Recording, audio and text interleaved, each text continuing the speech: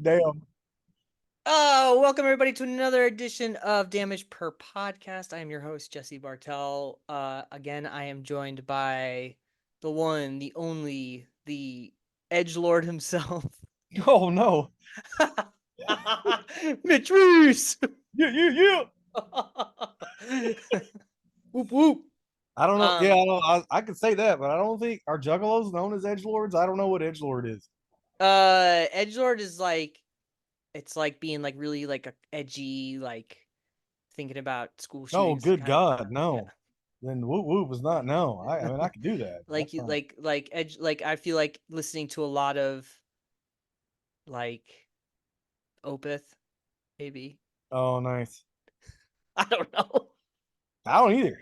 Wait, let Like, me let me type in edgelord here. Let's see. I hope I don't get some crazy stuff. you might be. Yeah, I might get some bad images here.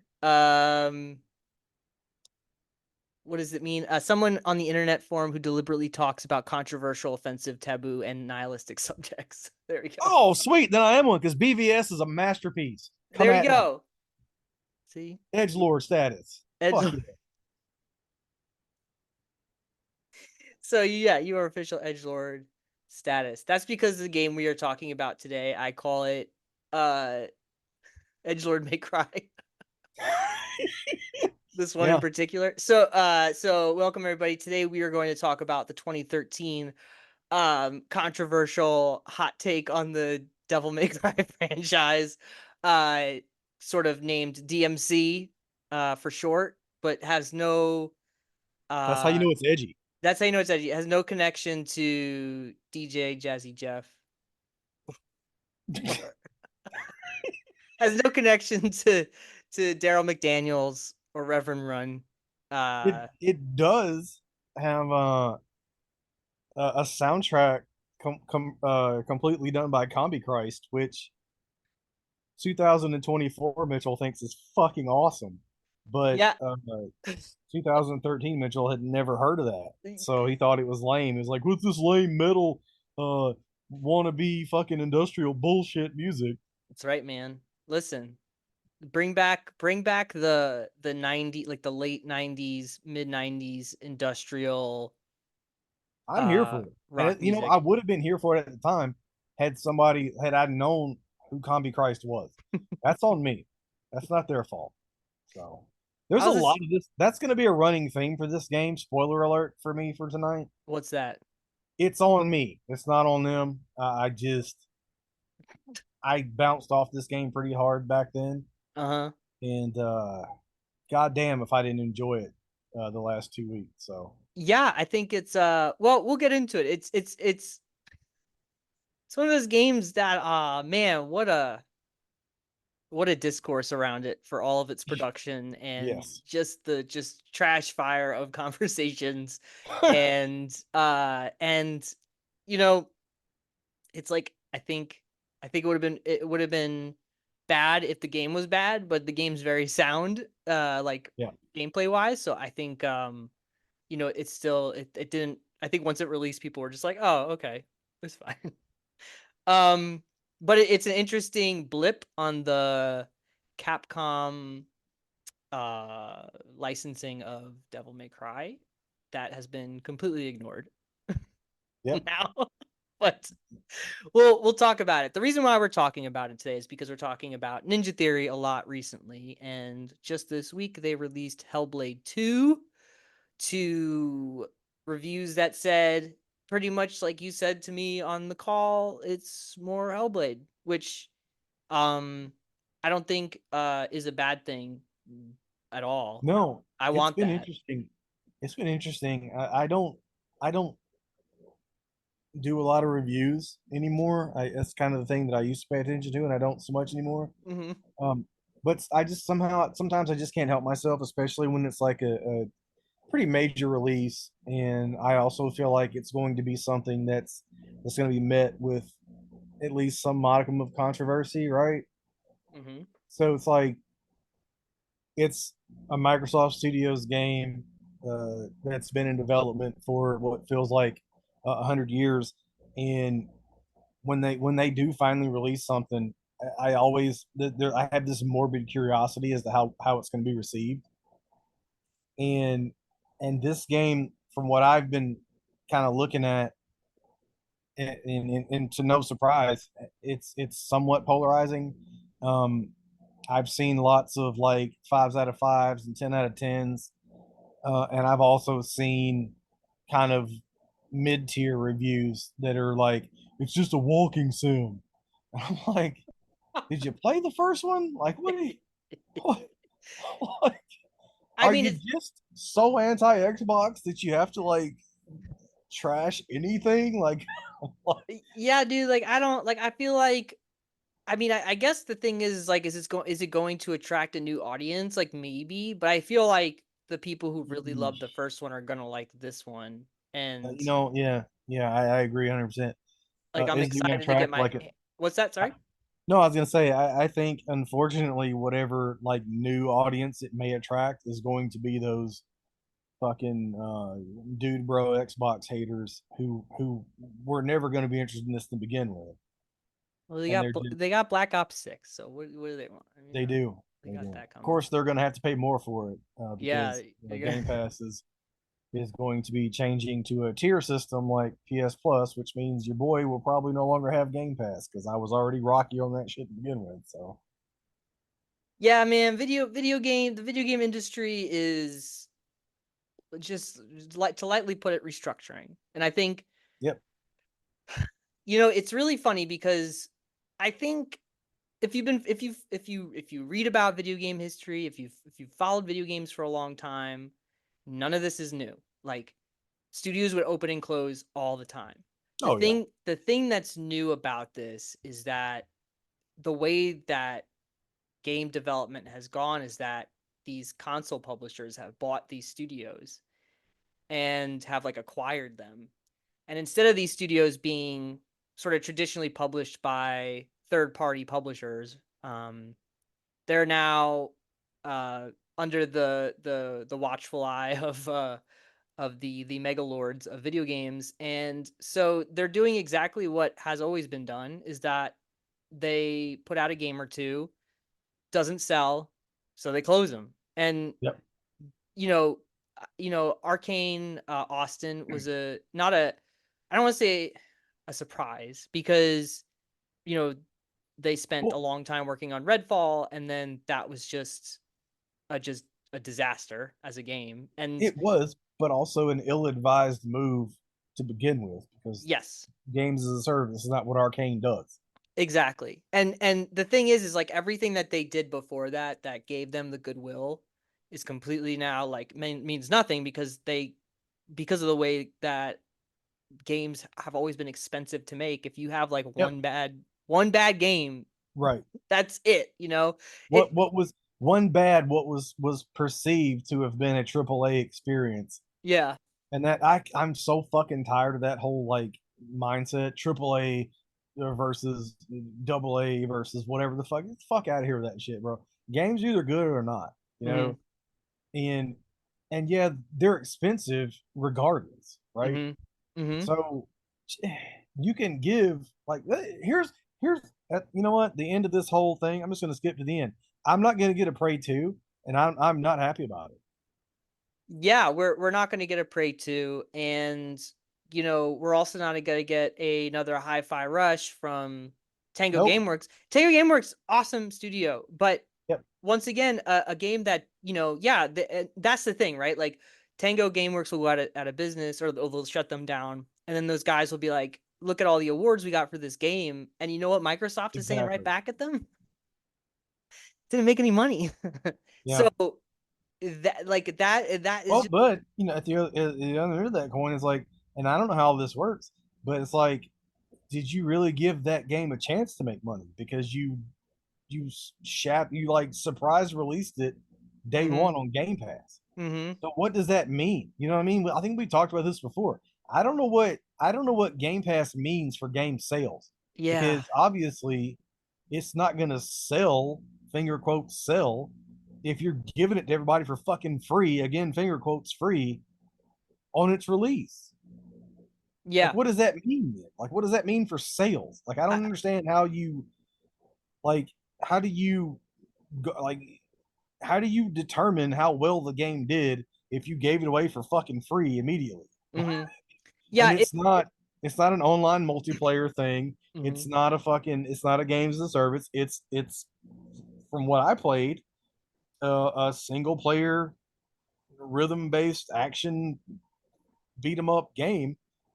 Like, how do you even if you added like DLC later? Like, I don't understand what sales means for a game like that. Yeah. It's a really weird um geography right now. Like, yeah, like Yeah, I can't seem to really figure out what Game Pass, games that launch on Game Pass, like how those make money. Like, I understand that like the developer is probably paid a certain amount of money or whatever for Microsoft to, use it as Game Pass, but the right, ROI on that, I'm not really sure how that works.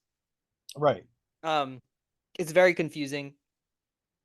And it's a real shame because Tango Gameworks put out a bunch of um uh they put out a bunch of great games previously. And yes, I think that's the Suda 51 studio that he made, right? And then he left, I think. yep, But he made that in order to make a studio for people who had creative ideas and could be funded for those creative ideas and make something that was different, which I think, something like Hi-Fi Rush is definitely that. Um, and it's cool. And I'm very excited that Limited Run is going to be doing a physical release of that game in the future. So, yeah. I mean, well, it's like this is kind of what I don't get. Okay, and I'm not I don't work at Microsoft. I don't make these decisions, mhm, but they drop the Evil Within 2. I like the first one a lot better than the second one, but I mhm, enjoyed both games. mhm, And so you know, uh, I guess those games made at least a decent amount of like waves, right? mhm, Enough for Microsoft to be like, yeah, fuck yeah, let's buy these guys. And then they're like, well, and then they're like, and Phil Spencer, and those guys are always like, studios first.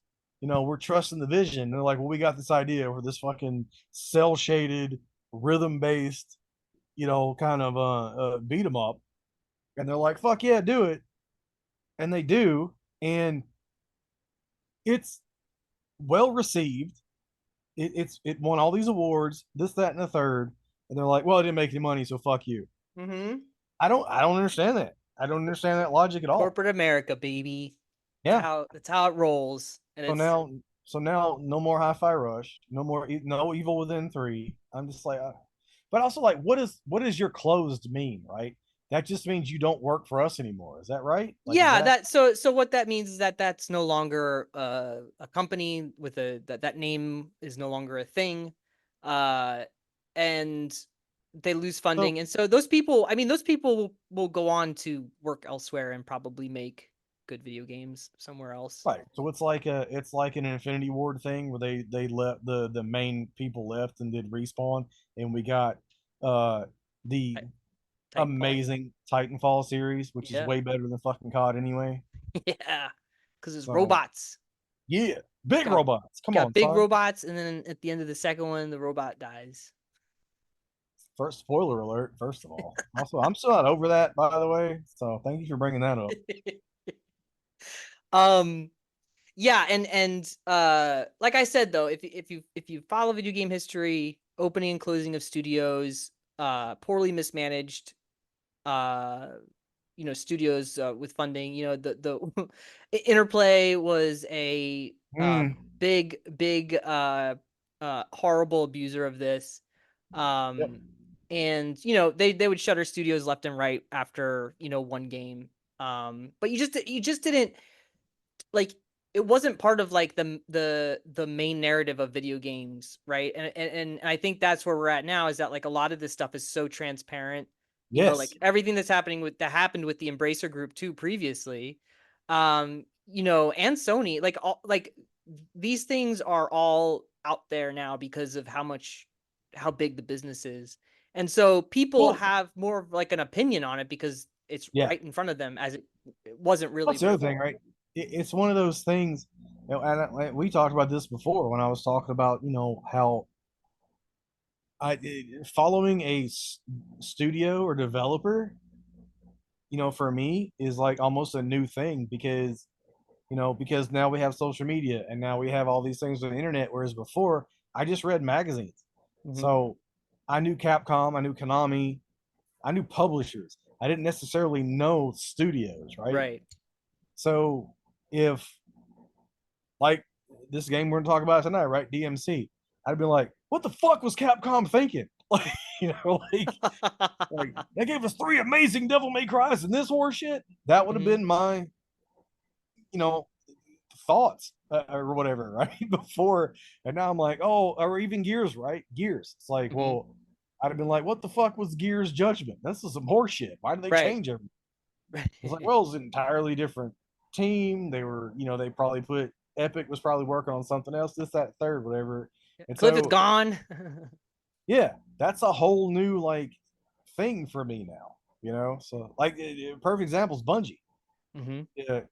Before the internet and before social media, if I had gone from Halo 3 to Halo 4, I'd have been like, the fuck? Like, how did you, or not, sorry, from Halo Reach to Halo 4, I'd have been like, Right. the fuck happened? Yeah. What you guys? What was in the water over there? What are you guys Mm-hmm. doing? Yeah. So it's cool to be more informed, but it's also way more disappointing, like in situations Yeah, like it is. this. The more you know, the more depressing it is because you Yes. realize that like all this talent was either underfunded or they just made it or they made it and then they were dropped. Yep. Um, so and like a lot of just talented folks, not just guys, but folks out there who make video games. And unless you live in the Call of Duty mines or something, like you're kind of bouncing around a lot. So Yeah. I think yeah, I just think it's you're just seeing yeah, well, I guess what I'm trying to say is that business as usual for video Yep. games. We're just seeing and hearing much more of it because of where they're at and how close they are to the thing that we play the video games on. Right. Um and so yeah, so it's crazy. But before we get into DMC, Mhm. uh Christmas and Hollis.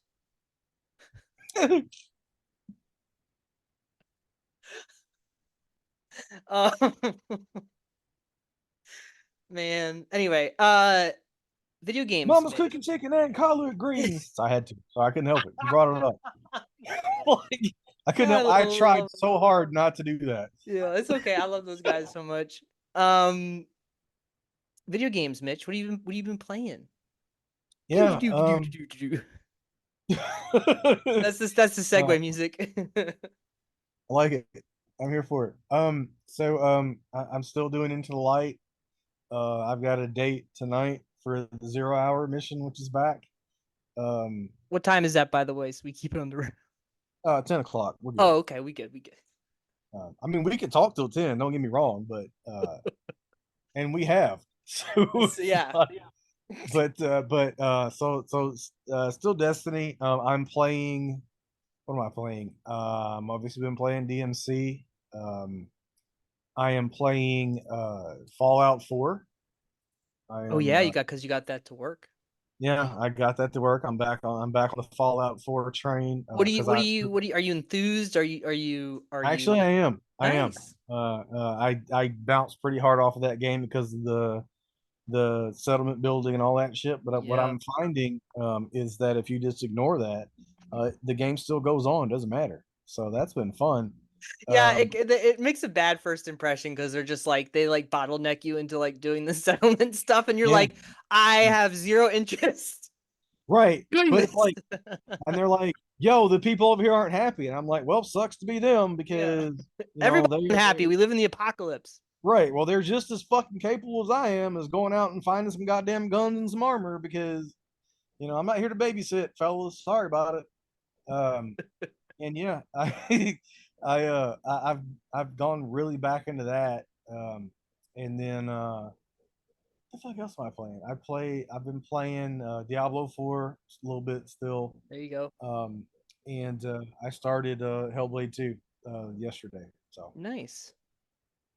It's a good. That's a pretty like a wide breadth. yeah, I wanted to get a head start on Hellblade because I know we're going to talk about that one next. Yep. Because my life is going to be taken over a week from Tuesday for a pretty long period Destiny, of time with the final shape. So Destiny 2, Electric Boogaloo. Mhm. Have they made? I haven't been following any of it, but have they made any new announcements other than Keith David? so they've been dropping information pretty regularly here lately, and a lot of it sounds a lot like for me anyway, it sounds a lot like like Sony's involved now and stuff. Mm-hmm.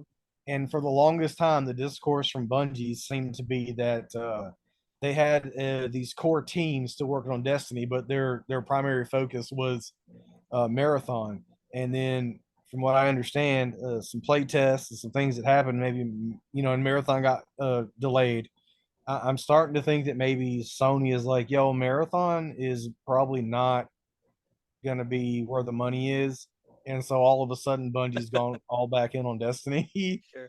And I don't know how much influence Sony had on that, but man, Bungie has been way more excited about Destiny here lately than they have been for a while. Nice. So, Well, I mean, that's but good. Like, that's exciting. Like, maybe it is pressure from the shareholders to Sony to yeah, make yeah. Destiny 2 worth it. But, And uh, then and mhm. what else points to that real quick for me is that almost everything that those of us who still play the game daily, I play it daily, not everybody does, but people that still play this game, Danny at Bungie still plays it daily. I'm sure he does. Um, but the people who are still supporting this game, despite the fact that the content has not been all that stellar, in PvP has been almost totally ignored. We haven't had a new strike for a very long time, all that type of stuff. It's like all these announcements that are coming out of the blue for the final shape seem to address almost every complaint that people have had. And I'm like, man, but I can't help but feel like Sony was like, so people aren't liking this marathon thing, huh? They're like, well, we're still working on it. And they're like, with this other thing that people have been giving you money to do hand over fist for 10 years. Yeah, there's these complaints, and they're like, well, yeah. And Sony's like, well, why don't we fix that? Why don't we dump money into that? You guys, the Yeah, marathon will still be there. right. Because they're probably, I mean, I don't know what kind of timeline those guys are on. When you're a company that big, Well, like, also that, and also like trying to maintain again games as a service, and I hate that. I don't know what I hate that fucking phrase at this point, because same thing. The Suicide Squad is happening again. The same thing happened with Avengers, right? mhm, Everybody wants a Destiny like game or Destiny killer or whatever, right? And they try to shoehorn any like popular, the IP and turn it into that, right? Same thing. yep, That's what happened with Arcane, even though it wasn't a popular IP. But Avengers, that game got shit on almost immediately, right? And I waited, I don't know, 2 years, and I picked it up on the PS5 for $8, and I had a fucking blast mhm, just playing the story mode. But I played it like it was a beat 'em up. I mhm, didn't play it as if it was games as a service. And I'm gonna do the same fucking thing with the Suicide Squad because that's mhm. already starting. That game's basically dead, right? Yeah, it's yeah. It's already seeing price drops, and I can't Yep. wait. I'm gonna wait a few more months, and I'm gonna pick it up for like $10, and I'm gonna have a blast with what was there to begin with, and I'm never gonna look at it again. Like it's not everything doesn't need to be a service. Everything doesn't need a season pass. Everything doesn't need to go on forever. You know. Yeah, and I think what really kind of annoys me though too about that is that a lot of times people like come after like Rocksteady and say like, why'd you make a lot games as service game? And it's like they probably didn't have that wasn't their idea. Like They didn't want to, right? they didn't Exactly. want to Yep. like that's the thing that like I'm sure Arcane too was like That's what happened with Redfall. Yep. we don't want to make a lot like that's not what we make. And somebody up there is like, they're in a boardroom meeting, and they're like, we need to, really need to make something that's perpetually, making money. We need a Fortnite or something, or Destiny. Right. And so they, that's what happens. And it's awful because you know what? Rocksteady might be kaput after this. And that makes me really sad because Rocksteady is a developer who I fell in love with ever since, Arkham Asylum. Yep. And they made quality Batman games that felt like real Batman stuff uh for years. And then They yeah, revolutionized superhero video games. well, superhero video games and also just combat in video games, like third person Yes. combat. Yep. Yep. Like they made that better, made it a Yep. lot better to the point that like even like Ubisoft took notice and made their Assassin's Creed combat better because of that. So like Yeah, that's true. Actually, it's not just superheroes. It's just, yeah, combat. You're right. yeah, I mean it was a very it had like a Metroidvania type aspect to it until it went to like the open world stuff. But Right. like the way that the gameplay loop of the combat was so good, right? And Right. that's like every time you got into an encounter, it was like a really fun, dopamine hit because you could do all these combos and the combos look cool and you felt like you were Batman, with all Yep. your gadgets and stuff. And you know, I think something with the budget and the scope of this new game they did and the way that it was received. And I don't know if it made any. I don't know what the numbers are on that. Maybe it did fine and everything's fine, but I Suicide assume Squad. was that? The Suicide Squad game. Yeah.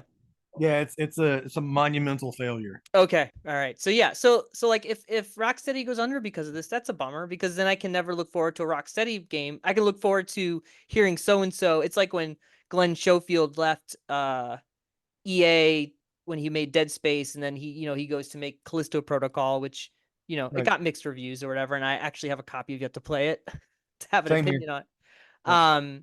But like you follow Glenn and you're like, I'll see what he does next. I don't Hmm. know anybody at the Rocksteady team, like I don't know any names there, but like Glenn Schofield was a guy that was like he's coming out with a horror video game. Yeah, Yeah. like Right. that's Yeah. awesome. I'm following him. So, Yeah. um, what we're talking about Destiny 2 video games. Sorry, just games. Video We're games are we're good. bitching about modern gamers Yeah, or modern games because we're old gamers. yeah, pretty much. But I've played some good games lately that were new-ish. So I'll segue into that. I mean, it's been a month since we've talked. Wait, did you have anything else to say about Destiny 2? Sorry, I cut you No, off. no, you're good. It's been a month since we talked. Lots happened. Morgan Spurlock died. I saw Prince that Charles today, actually. Prince Charles had a Emperor Palpatine painting made of himself. Or the Ghostbusters 2, dude. Hmm. Yeah.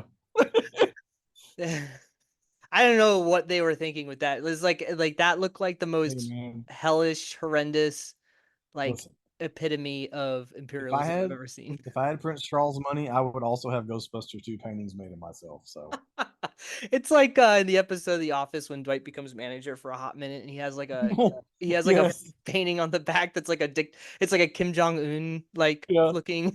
Great. Yeah. Yeah. Paints the walls black and then has Yeah, that paints the walls of himself black. done. Supposed to be intimidating. Yeah. Um. Yeah. So yeah, a whole month's passed by since we've spoken, but I've actually played a lot of my Switch lately. So Hmm. I don't know what to tell you about that other than I missed it and I was like, you know what? I want to play some Switch games I was on gonna it. tell you actually, since I brought it up last show, Yeah. the physical for Hellboy Web of Weird Mm-hmm. actually dropped today, but it's Switch and PS5 only. So, Who is putting that out? Devolver, Oh, Devolver. Hold on, let me just pull that up. they're doing it. They did like a collector's edition. GameStop has it. I didn't see it on Amazon, but I had to buy the. I bought the PS5 on GameStop today. That is good. That is good to know. I will look into that because I have a feeling that won't hang around for long. So if you want, I was gonna say if you want it, might be best to go ahead and look into buying it. yeah, that is Welcome to the podcast where we just Where we spend each other's money. yeah, and we also just you just hear us live streaming us just Apple paying my way through. Oh.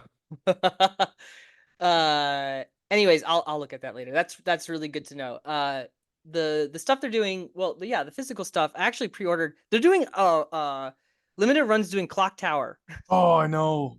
Oh, And they're like the OG SNES clock tower, but it's like a I don't know. They're calling it like a remix or revisit. yeah, I don't they know. got some weird name for it. Yeah, Yeah, I thought that was going live today, so I was like refreshing their site as soon as I woke up this morning. not next week, next Saturday. Mhm. I did purchase their pre-order for Animal Well, which I'm excited I to looked. play. I wasn't familiar with that game, but I did look at that. Yeah, so it's a game that is run by a studio of a dude who does YouTube videos, and Hmm. he put this game, well, he helped make this game come out, and it seems cool. Like it seems like a just a really unique indie game, and I'll be playing it in the fall when I eventually get the physical copy in the Okay, mail. fingers crossed. Yeah. I'm still waiting on the That's Sea of Stars ones from I Am 8-bit. I don't know if I got mine the other day. you did? I got mine this past week. Yeah, I got it. I'm still waiting on it. Anyway, um, what was it saying? Oh, and I also pre-ordered from them the Switch version of the Tomb Raider trilogy Mm, remaster because nice. that'll be fun to play on the Switch. I have the only thing I think I still have out from limited run is that new Contra they did. Um, It's yeah, it's like weird because you like buy the game, you like pre-order it, and then they're like, yeah, so in like 8 months it should show up. shit, man. There was one that was well over a year. They actually they sent me the game and it came with like a 15% off thing for waiting so long for it. Oh, that's cool. That's Yeah, nice. it was like this FMV. It was an Atari Jaguar FMV game. Oh, hell yeah. You know, they put it out on PS4, but I had to wait like a year and a half for it. Jeez, man. Yeah, I'm still waiting on that Baldur's Gate 3 So physical. was Brandon. Yeah, he Yeah. talks about it every episode of Werewolves. He brings Yeah, up it's Baldur's Gate not 3. the they're Larian over the Larian's like we're in over our heads with this production thing. Yes. So I'll get that at some point in my life. Um so oh yeah, so I busted out the Switch again and I played Blasphemous. Do you know Blasphemous? Fuck yeah, I do. That Castlevania game. 4 Metroidvania, that's my shit. Yeah, it's like a Souls like Metroidvania, I guess. Yep. Is the best way I could describe it because the combat is slow and brutal and thoughtful. Like you can't just can't go crazy. You gotta be parrying, even on Yep. your basic enemy encounters, you gotta be parrying, you gotta be very conscious of what you're doing, and it's weird as hell. I can't put the story together at all. You were the No. It penitent one, yes. and you are working your way towards heaven, I guess, and Right. you're defeating these ugly baby people creatures, and It's very much for me anyway, it was very much like if you can imagine what Super Castlevania 4 would have been like if it was also Dead Cells. sure, yeah, Um and not to again, I know every time you say a word, I'm just go off on these tangents, and I apologize. Um but there's this one YouTube channel I watch called Slime House, uh-huh, and he's this dude in the UK, and he's like a big horror nerd, and he loves like toys, especially vintage toys. But he also makes his own, and he made a Masters of the Universe style original figure of the Penitent one, and it was pretty fucking cool. that's pretty dope. Uh, Um, I'll send so it to you. yeah, please.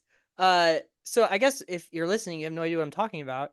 Yeah, Blasphemous is a side-scrolling Metroidvania Souls-like game in which, yeah, you play as this dude who wears this big metal, like, yeah, he looks like Wes Borland or something. I don't know maybe or just Buckethead maybe. But I'm he going wear to see them, by the way. which one? Sorry. I've got tickets to Limp Bizkit and Nice. Corey Feldman. Interesting lineup. Boy, oh Yeah, boy. yeah, I hope Wes comes out and plays some songs for Corey. That'd be hilarious. that would be amazing. But yeah, yeah, I got tickets a couple of weeks ago. They're going to be in Atlanta, and I think it's August. That's awesome.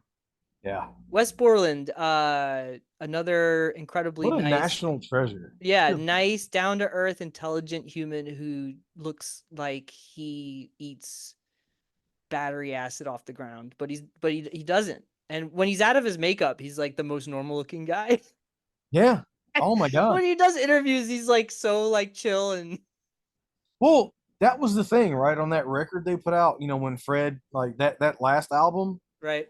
Fred like adopted that weird like windsuit wearing dad persona. Yeah, the uncle, crazy Yeah. uncle, whatever. Yeah, yeah. But one of the tracks on that album is an interview he did with Wes. Mm-hmm. Like he played it as if it wasn't him interviewing. It was like a radio station interviewing Wes, and they were like they just kept asking him all these weird ass questions, and his responses were fucking hilarious.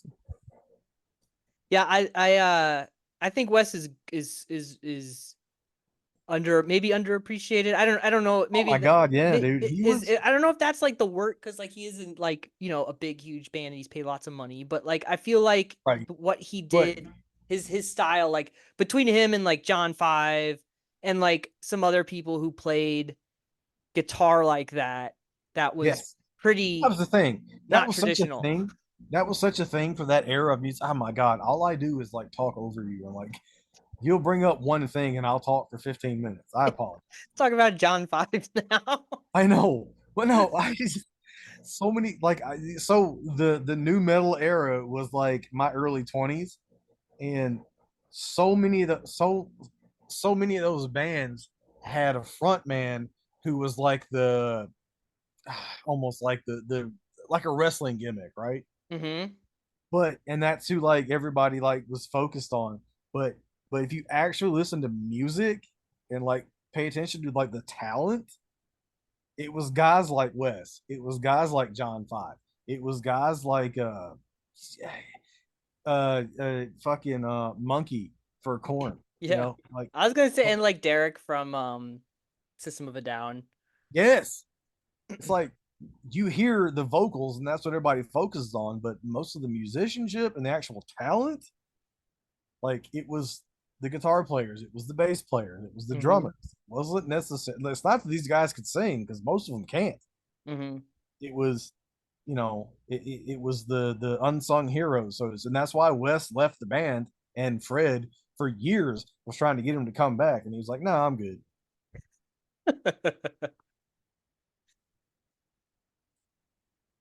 Anyway, um video games. Sorry. yeah, Just yeah, no, it's fine. No, I was gonna say like something like I was just thinking of John Five and Marilyn Manson and mm-hmm. that's all a bag of worms. But I mean I feel like I feel like you Oh know God, you we know need to do a music episode a because music you know episode. what? This is what you do when you talk to somebody that's so much older than you. Okay, you mention one thing, and I'm like, "Well, I've got a story about Well, that." I met John Back in Five. my day, I've got a Marilyn Manson story, and I also have corn stories. But Oh anyway, my we're talking about god. video games. Yeah, also I just looked up John Five to see what he's up to. And he's been He playing in was Motley Crue. nice. I was gonna say he was playing with Rob Zombie. Jeez. I don't know. I mean, Did listen. not know he was in the crew. Yeah, he's straight, baby. I mean, I feel like the guitar is not the problem with Motley Crue live these days. If you've not seen Vince Neil, Yeah, he's uh, that guy's hurting. good lord. Kickstart my heart, baby. If you've not heard Kickstart My Heart live, stop what you're doing, right, turn this off And and go go pull look it up. it up. That's another dude that looks like a bloated Chucky doll these days, right? Yes, and he's getting paid. Man, He's getting paid to do that. So good for him. I guess I bad don't know. for I good feel for like him. anyways, I was thinking of the early days when he's in Marilyn Manson with Mechanical Animals and that Yeah, whole era was really great. Anyway, that's a perfect album, in my opinion. By the way, Pretty good. Not unrelated, but I was listening to Pretty Hate Machine this week and Yeah, reminded nice. of what a great. I mean, I think Downward Spiral is probably Nine Inch That's the Nails. perfect album. Yeah, Perfect album. perfect album. But I Yeah. think, I would if I'm like out and about, I'd rather put on Pretty Hate Machine because it's a little more dancey, a little more Yeah, groovy. yeah. It's more, yeah. Like Pretty Hate Machine has more bangers, Yeah, but if you're talking about if you just want to put something on and play it from front to back, I feel like Downward Spiral is the perfect album. yeah. If you want to feel what it feels like to like take heroin Yeah, in a busted up room that and you I don't do. own. Yeah, Yeah, that's Downward Spiral for sure. It's definitely an experience. yeah. Puts me in a weird headspace, that album too. So I kind of like Yes. have to be You careful with that. again, god damn it. We go off on these fucking things. So um Trent Reznor. I know why does anybody listen to this shit? I hope not. I feel bad for them. I got over 800 downloads on Substack, baby. Yeah, but I'm saying like the episodes that I'm on are probably like one or two. That's pretty much all of them, But I'm right. except like two. You can't get rid of me. Yeah. Uh, but there was a Tool record that came out. So not Anima, and not what was the one after Anima? Not that one. I'm not a big Tool historian. I don't Oh my remember god. what's Okay. his face. Why I am I know on this show? This is no. I But like Tool. I just don't oh, know. I don't know. I just tried typing Tool into the Google search bar and it gave me don't do that. Oh no. I got a lot of Lateralis. Lateralis was the album after Anima, and then I think 10,000 Days was after Lateralis. uh-huh. So 10,000 Days. There's something in that record, and I swear to God, people always laugh at me when I say this or think I'm full of shit. There's something in that record, and I like it, but I cannot listen to it while I'm driving because I immediately get drowsy, like Yeah. dangerously sleepy when I listen to that record, and I don't know Mm-hmm. what it is. It's really fucking weird, but that record makes me so fucking sleepy. So Gotta I call don't know. Let's call Maynard up. Maynard. I listen. If I could call Maynard, I already would have. That's not because I love Tool. I love Perfect Circle, and I also love Pussifer. Yeah, I So was gonna say what'd you think of APC? Because it's a Perfect Circle is a little different than Tool. yeah, I love Perfect Circle. Yeah, pretty good. Um, oh man, I used to love their music videos so Jesus much. Christ, sorry, man. Video games. Yeah, video games. You're playing video games. So Tell us. Blasphemous, I barely spoke about Blasphemous. It's I beat it. It's great. Oh, It's nice. yeah, it's challenging. Yeah. The one thing I wish is that I wish the world traversal was made easier later on in the game for you. Um, I did pre-order Blasphemous 2, the special edition that's coming out in July. Yeah. It's like $100 and it has like all this like crazy box art stuff and contained box stuff. Because you can buy Blasphemous 2 now if you want, but the special edition's out in July and I'm excited to play that. So I'm gonna Right. have you played Blasphemous 2? No, I haven't. I'm also waiting for a physical. Like I bought it. I bought the first one digitally on the Switch, and then I ended up buying it physically on the Xbox. So I was waiting for part two to be physical on Xbox. Yeah. It's I'm excited because I heard that they it's just even better than the first one and they really kind of up the ante with things and some quality of life stuff. So I'm excited to play the second one because I enjoyed the first one quite a bit. And so still playing the Switch. I also am playing now the Prince of Persia game that came out. That's a Metroidvania. Yeah. Lost Crown. Um, that is a good game. That is a very good game. That is what's that? It looked really good. I'm not a huge Prince of Persia person, but the thing that it kind of put me in the mind of was that new Strider game Uh-huh.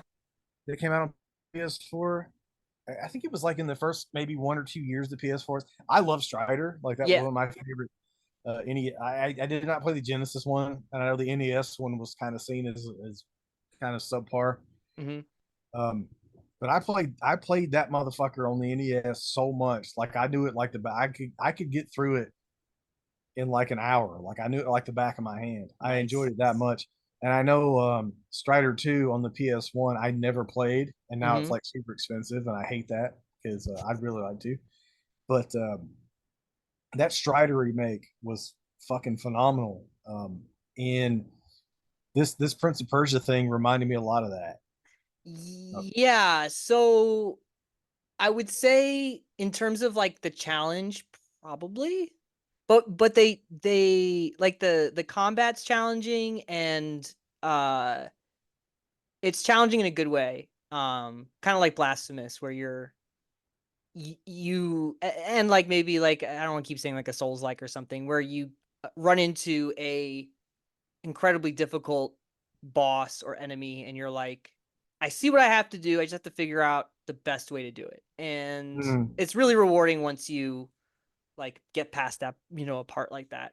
But the thing that I like about this one is that it looks beautiful, it plays really well, it's snappy, and it has a lot of quality of life Metroid stuff of 2024 that is great. You know, kind of you can move around the map when you find like certain transport things. They have, an upgrade system, you know, you collect kind of like, you do some like Dead Cells or something where you can kind of like upgrade your stuff as you go. mhm. Um, and you go back to, obviously the map looks great. They did I mean, the really the key selling point to any Metrovania is how good the map is. It's a good Yep. map. Yep. It's very detailed. It's very clear about where you've been and haven't been. Blasphemous was that was another complaint I kind of had with Blasphemous was the map was a little like my eyes are kind of fucked, man, and so Right. that one was a little Blasphemous is a little hard on my eyes. But this one's very clear and it's very clear to tell you like, you can't go here because you don't have this ability unlocked yet. And you're like, cool, that's nice. Um, You know what's really good on the Switch? If you haven't played it, you know what's really good on the Switch? If you're looking for like an old school Metroidvania, um, the Mummy game from the Tom Cruise movie. what? I'm telling you, it's called Wait, the Mummy wait, Demastered. wait, hold on a second. The I'm Mummy telling you, video game, the Mummy Demastered. the Mummy. The way you said that, I thought it was like a joke. Like the way you said that No, was a total joke. Like you said it, and it was like you so seriously delivered that, and I was like, you gotta be yeah, kidding. I'm telling you, Oh wait, this looks pretty good. it's very good. It's an amazing Metroidvania.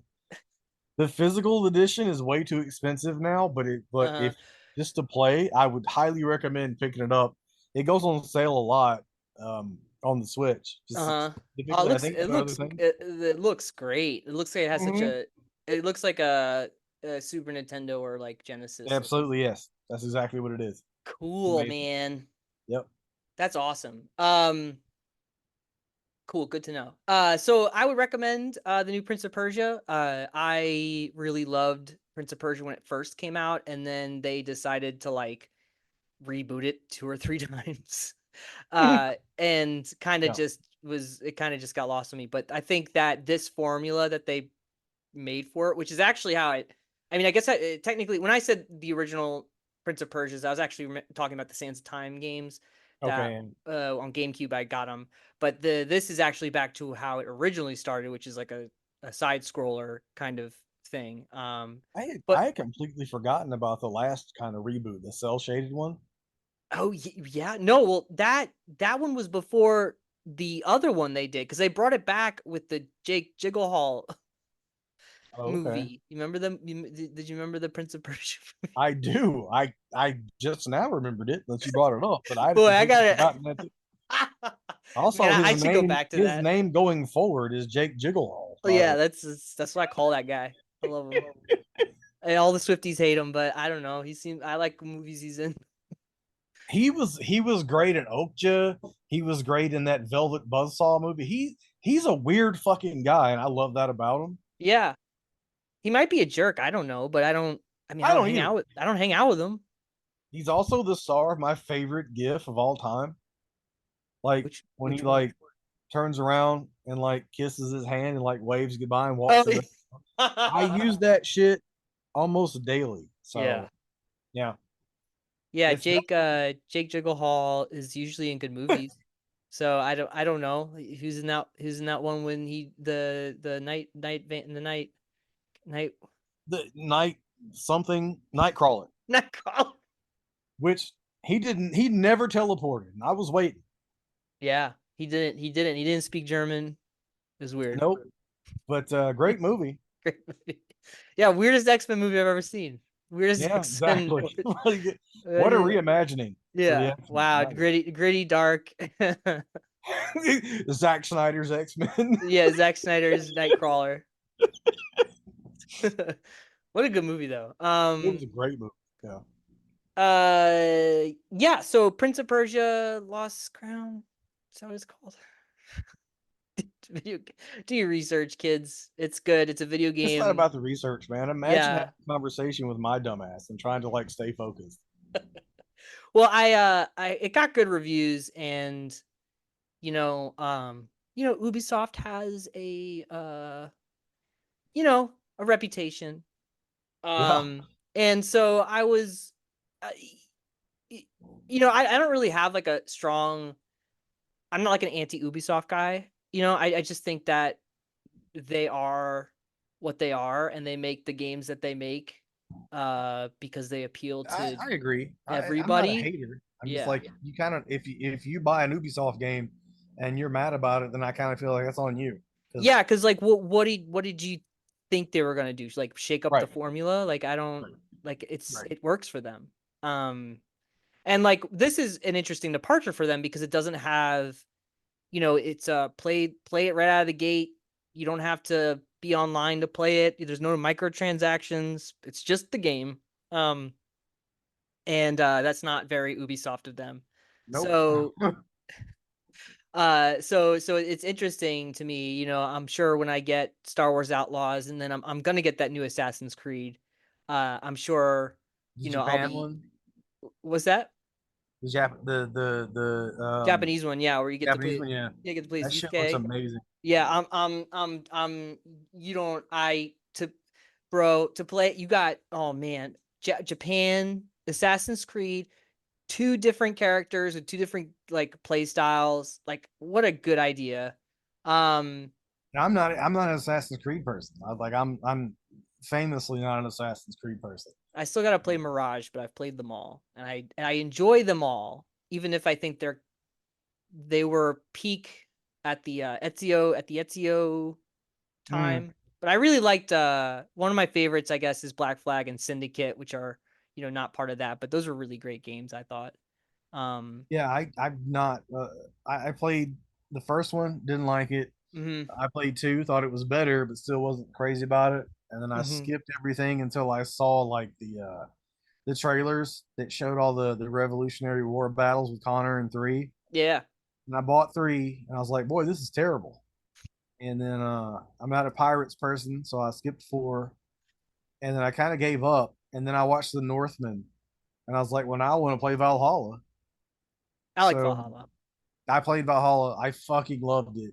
Yep. And then I went back and bought all the other ones, and I've not touched them. So I think Valhalla is really good. They ended up really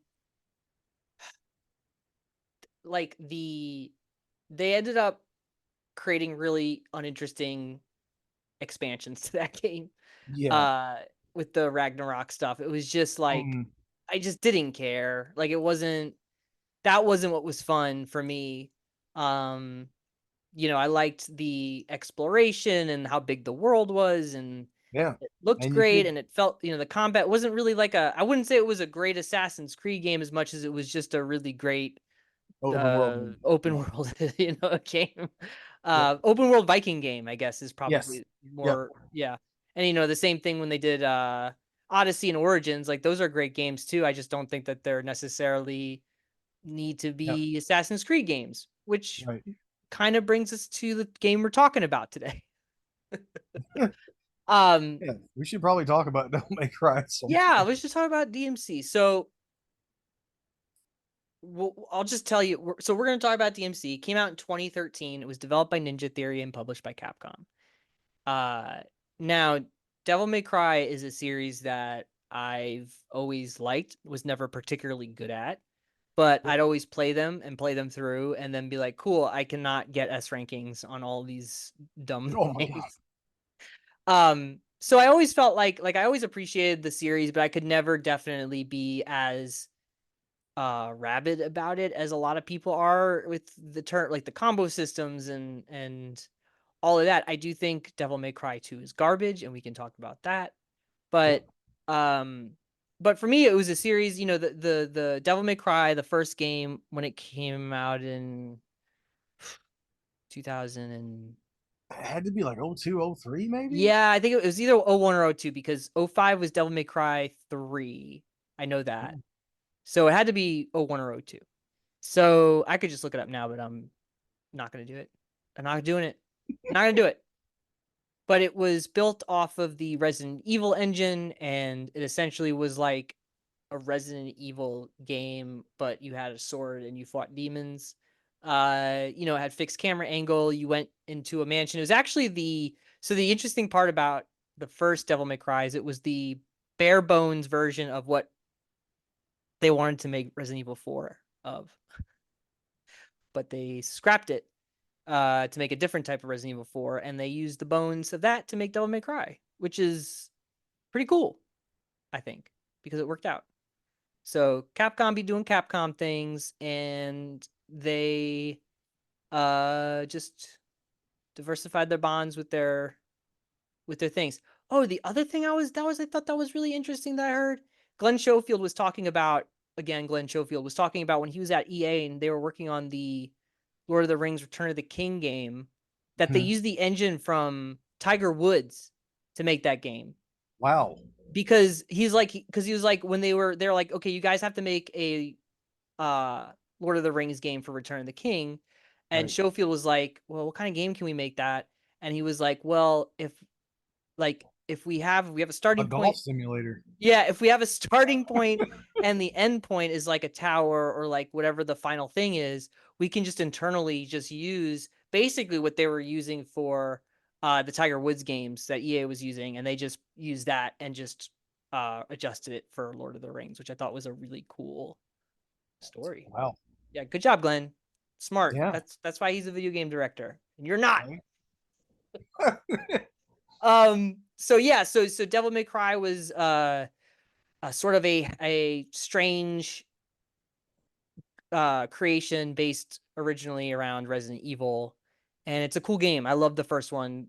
It's probably my favorite one, and I think Mm. probably because it has a lot of the trappings of like Omnimusha has it too, the trappings of Resident Evil with the fixed camera system and going back to Yeah. areas and the whole thing. So, Tank controls. um, what's that? The tank controls. I mean, Onimusha had the tank controls. Devil May Cry didn't. I mean, No, I guess Devil May Cry did not. Onimusha did though, yeah. right. Um, so that came out, did crazy well. Then Devil May Cry 2 came out, and that game was very bad, but it wasn't made by the console. So I watched the whole thing on this.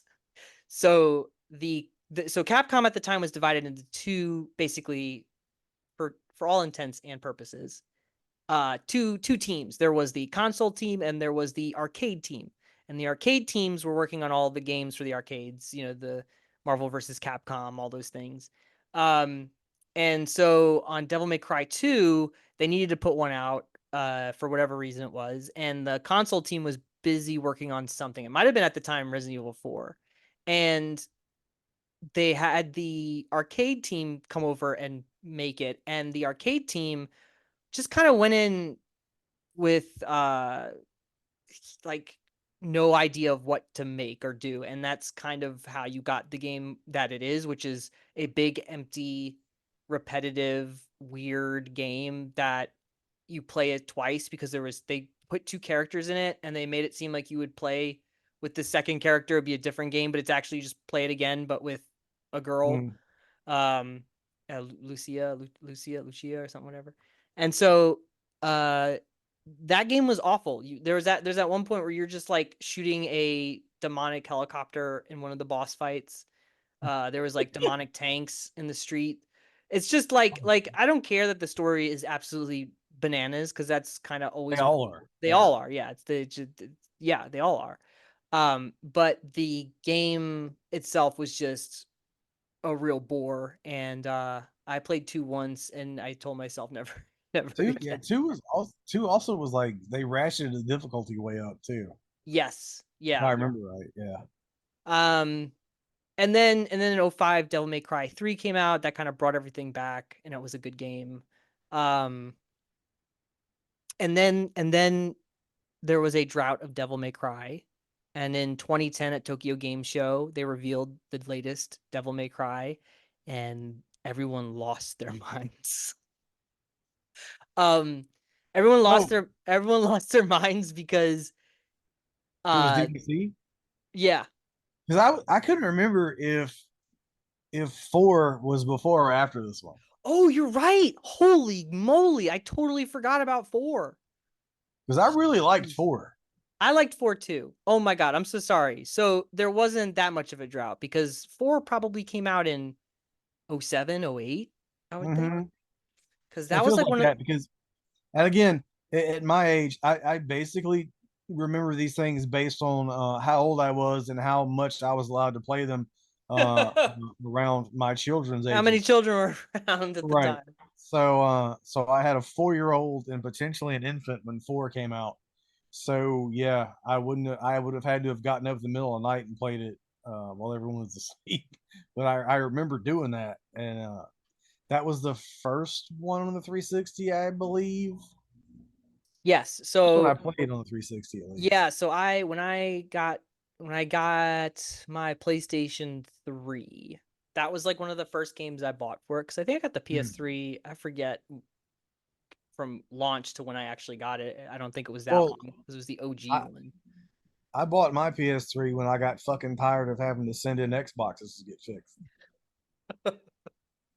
What a time, man. What a Mm. time. How they went from making the most reliable console with their first one to making the most unreliable console the second time around. Actually, and I say that this is the truth.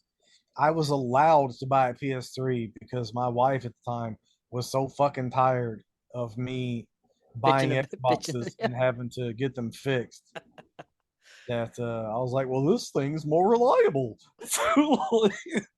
So she's like, for Christ's sake, yes, just buy it. So, yeah.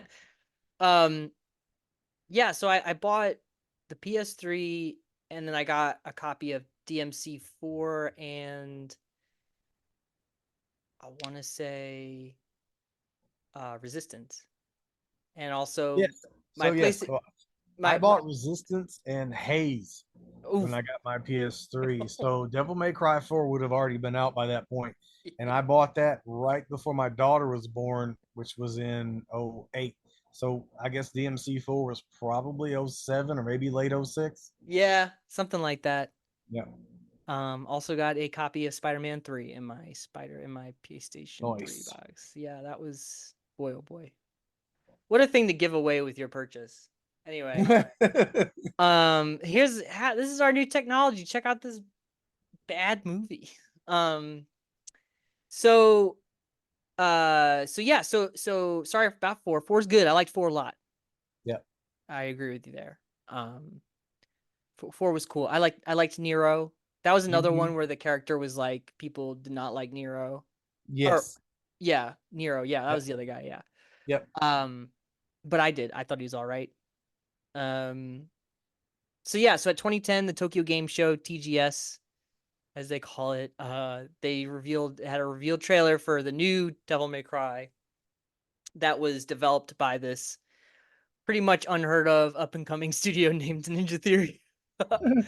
And people ripped it to shreds at there, and then it got online and people hated it there. And it was just 3 years of the worst press tour ever for this game till it came out in 2013. And it came out and it was fine. It kind of, I think it was like I said earlier, I think if it was a bad game, it just would have like exemplified or like exacerbated the people who were like mad about the redesign of Dante. Um, Yeah. but the game's actually very sound and very fun to play. So it Yep. kind of was like they're like just like it's just like kind of like low grumbles, and that was it. But everything leading up to its release was really awful for everybody involved. Yeah, Um, and I didn't know that until like you talked about us talking about it, and like I had no idea there were like death threats and shit like that. yeah, yeah. So, so I mean, so once again, this is the type of thing that Ninja Theory did really well with the games they made. Like they made really cool, interesting, unique games that didn't sell. And Capcom really loved what they did with Heavenly Sword, like with all the motion capture stuff, and like they liked their unique style. And so Capcom, after the release of Devil May Cry 4, this is where they were like, well, sales are kind of declining for this series. We got to do something for it. And they wanted to attract like more of a Western audience. They wanted to have a whole new aesthetic for Dante. So they were like, Ninja Theory, come do your thing. The Dante redesign was all Capcom's idea. That was not Ninja Theory. Oh, okay, wow, Yeah, okay. so pretty much everything about the game is actually not Ninja Theory's fault, but they got a lot of heat for it, and that's because they put Tamim out there, who was the head of Ninja Theory, to do interviews, and the dude was not Hmm. ready. The dude was not Yeah. ready to deal with the questions and the haters. And they took him off the press tour for like the last years of the development. Um, uh, so yeah, so Dante was kind of so they set Devil May Cry in the like an alternate or parallel alternate universe of the other games, apparently, though it's not very clear that that's really what they did in the game. When you play it, you don't really get that feeling. um and they also made Dante kind of look like Jared Leto's Joker. So Oh, come on. well, in the I posted in the notes that I always do, but there's a really bad original photo they released that is just screams Jared Leto Joker. Okay. I'm gonna see if I can put it in the actually let me see if I can put it in the chat here. Um yeah. All right, I'm sending it to you in the chat. Wait, we have a chat? Yeah, buddy. Wow. Yeah, if you ever just Holy want to. shit, look at that. Yeah, so that was the uh Oh, I remember that image. Yeah. yeah, that it just boy oh boy, they just couldn't they didn't win I any. mean, that's not great. I'm not Yeah, gonna it's pretty bad because they so that was like and I'm gonna post the original, or if I hope I can find it, is the original like reveal trailer they did for DMC in 2010, and it's pretty bad. Like it's pretty bad, and um they did actually redesign Dante quite a bit from all the feedback, but they kind of kept the I hate your mom vibe or something. I don't know Yeah. what you call. Edge Lord, right? Yeah, yeah, the edge lord may cry. Yeah, do devil may doo doo. Just kidding. Thought this one was fine. Uh, so anyway, so yeah, so it came out in 2013. Was reviewed very well critically by people because I mean, like I said, mechanically, it's a great game, I think. Uh, and eventually, between uh the release and then the definitive edition, they met their sales goal of like 4 million units they sold, um, which is really funny when we get to Devil May Cry 5. But, they considered it a success, even with all the negativity surrounding it, that they sold as many as they did. Um, so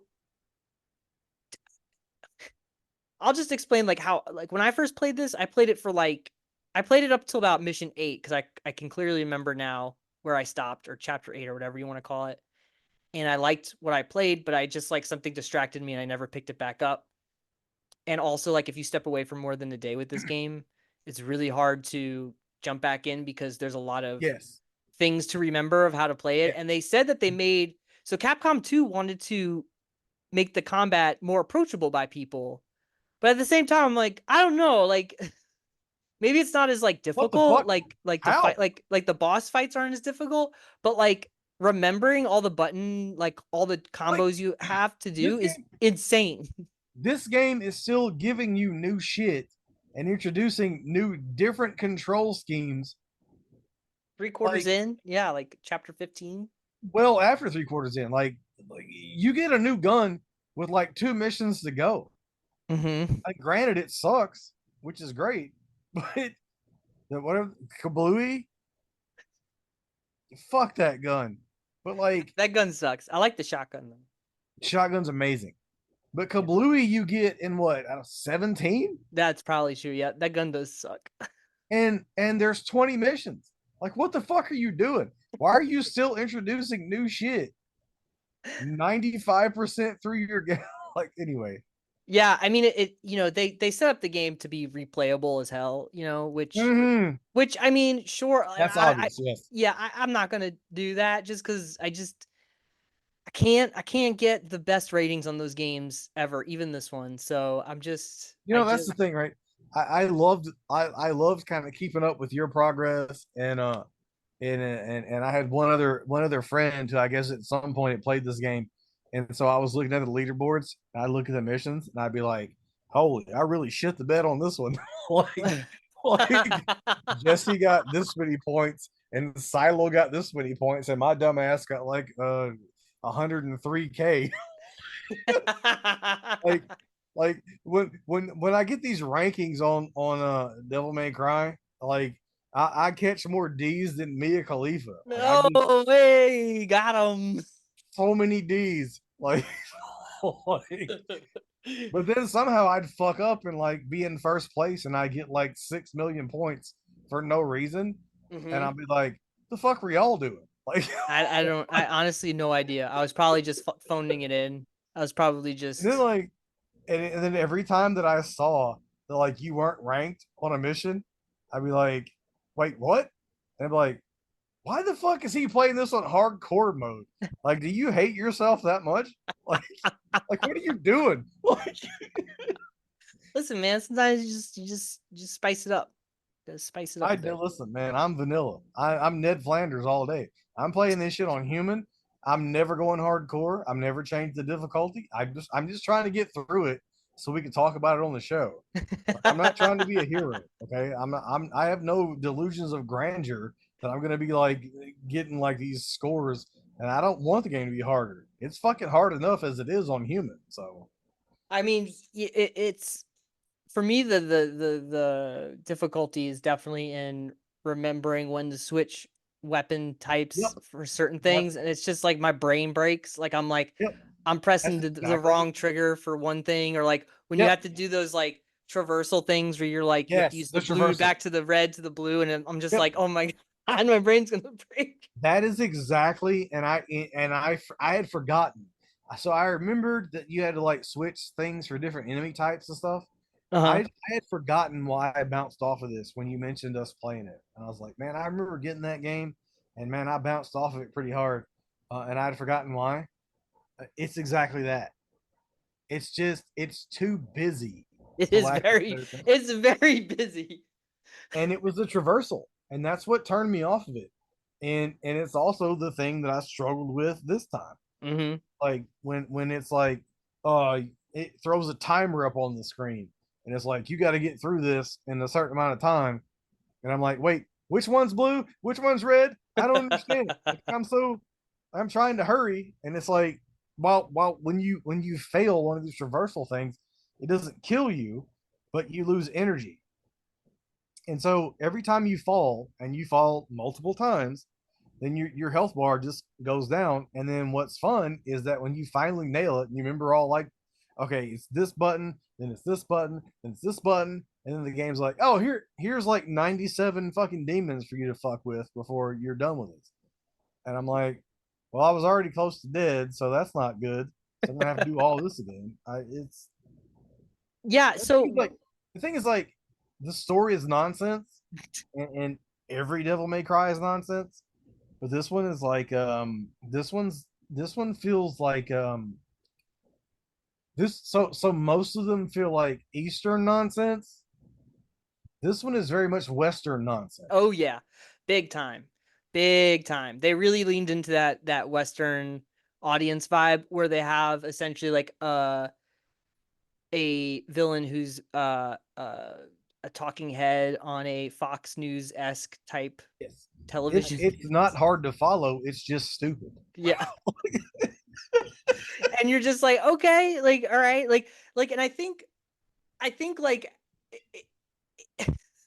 I think it's more cringe now than it might have been when it came out. But I I don't think know. I don't know. I just want to. I want to. I think I don't know. It's pretty cringe all around, I guess, Yeah, everything about it. But I think like with that said though, I do think like the boss fight with the newscaster is kind of fun. it is. And that was the And thing. The other thing that what's fun about it is it was vastly different than anything you had done before that, right? right. And I That's the first part. For whatever difficulty you're playing it on, this, that, and the third. That's the first time in the game where I was like, "Holy shit! I have to pay attention. I can't just jam buttons here." yeah. Yeah, and you have to pay attention to the environment. And there's Mm-hmm. another highlight for me too is the when you fight Lilith and you're in the like the sort of kind of goth club but not really, and you have to That was one of the most annoying sequences, but with one of the coolest boss fights. yeah, really cool boss fight, really memorable. And I think 100%. I think that's I think that's where Ninja Theory like every time they did stuff like that, I was always like, you guys are fun. Like Yes. you guys Yep. like video games. Like Yep. that's and I'm not saying you don't get kind of stuff like that with like the other Devil May Cry games, but you could definitely tell when Ninja Theory was like they had their hand on the wheel because like even the fight with the evil Mountain Dew monster, the succubus, like that's really fun. Like and It they is. do a good job of like, oh, you got to like, pull yourself up, cut the thing, go back down, like it's kind of it's an early boss, so it's like a it's an earlier more simple boss, but it's Right. fun. And I think that's where you play it and you're like, no, this is very cringy, this everything that this game is dipped into. Uh but the mechanics and the gameplay and the variety, even like it might be too much variety, but there's so much variety in the levels and in the gameplay that uh it keeps you kind of moving, and it does that really well. There there's those scenes in certain parts of the game where like the hallways will extend and things will happen to you as the player where the environment shifts and moves, and I think that's done so well uh that you have to like navigate through that. I really dug, coming off of um you know good lord, Enslaved. Yeah. And like the video game parts in there are a little more straightforward, but then you can see how they like used all they learned in the platforming and they pushed it over to here, and like how they adapted that into the Devil May Cry formula. Like it's cool when I'm able to see that, how they were able to do that. And I can see like when you can see less of Capcom's influence and more of their influence with how the game was made. It seems like Capcom was very heavily involved with this whole process. Yeah. Uh, and they were, Ninja Theory was guns for hire. It was obviously very much a paycheck for them because they were having, they were really worried about money for at this point. So, Right. so for them, this was like uh, a great opportunity that they, had were excited to get behind. And Yeah. I mean, but even if it wasn't, right? Like imagine, I mean, at this point, this was a pretty established and like well-loved franchise. So obviously, like, why wouldn't they have wanted like, it's like people may fly being given the opportunity to do gears. It's like, of course mhm. we want to do that, you Yeah, know? yeah, because that paycheck will pay for their next endeavor, which Right, but that said, like even then, if even if it wasn't just about the paycheck, if somebody walked up to me tomorrow oh and was, sure, right. "Yo, you want to do a new Halloween movie?" and I'd be like, "Fuck yeah, I do."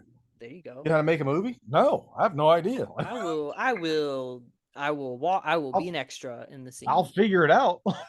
Like, We need a guy who's 6'8" and put a mhm. mask on and Yeah. Wait, like uh so I live in Alabama. So are we doing like a white trash family, like that kind of thing? Got you. Like, we doing like a Rob Zombie. yeah. Like, are we doing like the Rob Zombie Halloween? Because I could absolutely make a third one of those. um Basically, I'll just live my life, but I'll just throw a fucking mask on some huge motherfucker. yeah, there you go. That's all you gotta do. Yeah. But just need another Victor Crowley or something. We got it. Um, I'm way more likely to be hired to make a new hash than I am a Halloween, but yeah. good old Victor Crowley. Love that stuff. Um, so where was I with this? Sorry. No, you're good. Devil May Cry video game is a video game 2013 developed by Ninja. Um, so gameplay wise, it's fun to play. The combat's I mean, obviously, you and I both played it with the definitive edition, so moved at a good frame rate. Um, but the combat snappy, it's fun. There's good enemy variety, kinda. I mean, it's a lot of kind of reskins, but a lot of the enemies require you to do different things in order to break their guard. Yes. It just never lets you get too comfortable when you're fighting the enemies, and I really appreciate that. Um, and I appreciate the level design. Like I think I appreciate everything about it except sort of the skin that's on top of it, which I just is like a bad Hot Topic commercial. And I think Yeah. I mean, I text you this when we were talking about it. It's funny. Of course, this was like only like the first maybe quarter of the game, but I was like, evil soda is just never a good idea, regardless. If we've learned nothing else from yeah, it Overdrive in this game. yeah, it's a dumb idea, and I think I also thought like some of the stuff was so dumb. Like I said, we've come to expect dumb storylines from Devil May Cry, but like the scene where he Mm. meets Virgil and like immediately does not understand that Virgil looks exactly like him is Yes. the weirdest Who is breakup. this guy? Yeah, like you see like another Dante and you're like, wait, does he not? He He has doesn't. different hair, Jesse. Come on, Yeah, oh man. yeah, he's got white hair. I also like Virgil more than Dante in this game, TBH. I think Well, he's also, like, I don't, but also, like, good lord, if you didn't see the end of this shit coming from like 10 years away, you've never played a video game or watched a movie. right. You've been living in M. Night Shyamalan's The Village for your entire life. Because good God. Well, first of all, unfortunately, Alex Garland was really he was a story supervisor, but this was Mm. not at all. He was not at all part of like the enslaved story, which is, let's say, really interesting when you get to the end. Yeah. And I think, there's a lot of reasons why Garland kind of stepped away. He kind of got disillusioned by all this. It was kind of a not so great development process because it was a lot of just corporate intervening and it wasn't for him anymore. He thought it would be an easier gig, I think, than movies, but boy, oh boy. Well, it's the same thing, right? It's like when when a screenwriter decides they can write comics and they're like, "Oh my God, wait, this is not the same thing at all." Yeah, it's a I think he just was like, this is a thing I like and I enjoy as is in my free time, and it seems like a natural segue for me to do this, and uh it doesn't work out. Yeah. So, that's fine. His fine. Alex Garland's doing okay, guys. Yeah, he's fine. Don't worry Yeah. about it. Um I So still haven't seen Civil War, by the way. I'm looking forward to hate watching that movie. yeah, I hate watching it. Well, I won't say that. Like hate, That's why? unfair. Like you're not wait, what do you mean? You don't like Alex Garland or I don't I get love Alex. We got into this on Enslaved. I love Alex Garland, but you said that it was really good, but you never want to watch it again. it. So, Yeah, because it's just unsettling. yeah, It's just so unsettling. I'm looking forward to being unsettled. I guess is a better way to say what I was Yeah, trying man, to. you should watch it on like July 4th or something. Something Mm, patriotic.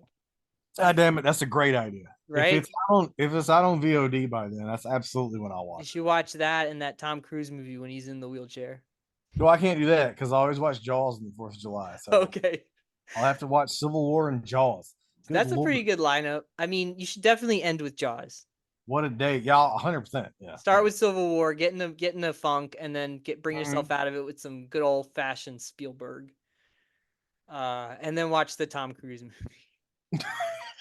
I fall like that asleep, movie. fall asleep to Born on the Fourth of July. Yeah, yeah, yeah. Good going, man. Good movie. Um, so okay, where were we again? Oh yeah, Virgil, Dante. Virgil sucks. That's where I was at. Yeah, Virgil sucks. He hates Virgil. I think for me too, I think that I also really wanted it to be more like industrial goth club vibe and Mhm. less like yeah, definitely more like I'm trying to think of what I'm thinking of. I guess more like Nine Inch Nails and less Well, Good Charlotte. bro, are you wait? Are you talking about the music? First of all, wait a minute. No, no, no, no. I meant the vibe because the Oh, music, I was about to say, the soundtrack to this game is Zombie Christ incredible. is amazing, and Yeah. they're way more Nine Inch Nails than fucking Good Charlotte. And I say that as a Good Charlotte fan. Okay. Hey man, I saw Benji once in my bookstore when I was worked at the bookstore, and he was with What? and he I'm just was not finding this out. Really? what's her face, Nicole Richie. Damn it! I don't know who that is. That's Nicole Richie, she was on that show with Paris Hilton. Remember? no, not familiar. She's Lionel Richie's daughter. Oh, I know Lionel Richie dancing on the ceiling. There Fuck you yeah. go. He has I a think daughter. wait, hold on, it's Benji Madden and what's the other guy? I'm forgetting now. Nobody cares because everybody only knows Benji. Yeah. I think wait, Um, I might confuse it because I'm gonna be like, oh wait, Benji Madden was married to oh, I have no idea. Welcome to our yeah, it was Benji. Oh I wait, just like no Good wait, no Charlotte. wait, no wait, no wait, no wait, no wait. Oh wait, no wait. No, it What's wasn't happening? Benji. It wasn't Benji. It was Joel Madden. Sorry. Oh, then I don't care. Yeah, it was I'm just Joel kidding. Madden he was married to. Benji's married to Cameron Diaz. So Oh, okay. Word. yeah. No, I didn't know that. I just like Good Charlotte because they were on the soundtrack for that MTV animated series. That now I'm blanking on the name of that Celebrity I Deathmatch. no, there was a cartoon on MTV. I think it was MTV. And the motivation proclamation was the theme of the show, Uh huh. and that's how I knew who they were. And then it doesn't matter. But anyway, so uh, I remember playing this game and thinking the music was like it was cool, but it was like I felt like it was trying to be like other things Uh huh. because I had never heard of Combi Christ, and I had never heard of them until years later. I was working at the comic book store in Auburn, Mm-hmm. and we had this guy. I love this guy. His name was I don't know if I should say his actual name. Uh oh.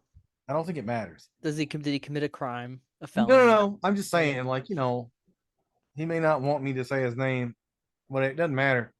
Um, It's gonna reach the ears of at least 30 people. So you never know. okay, I'm cool. just kidding. Oh, his name was Sean Sayer. Oh boy, blow him up in the chat, people.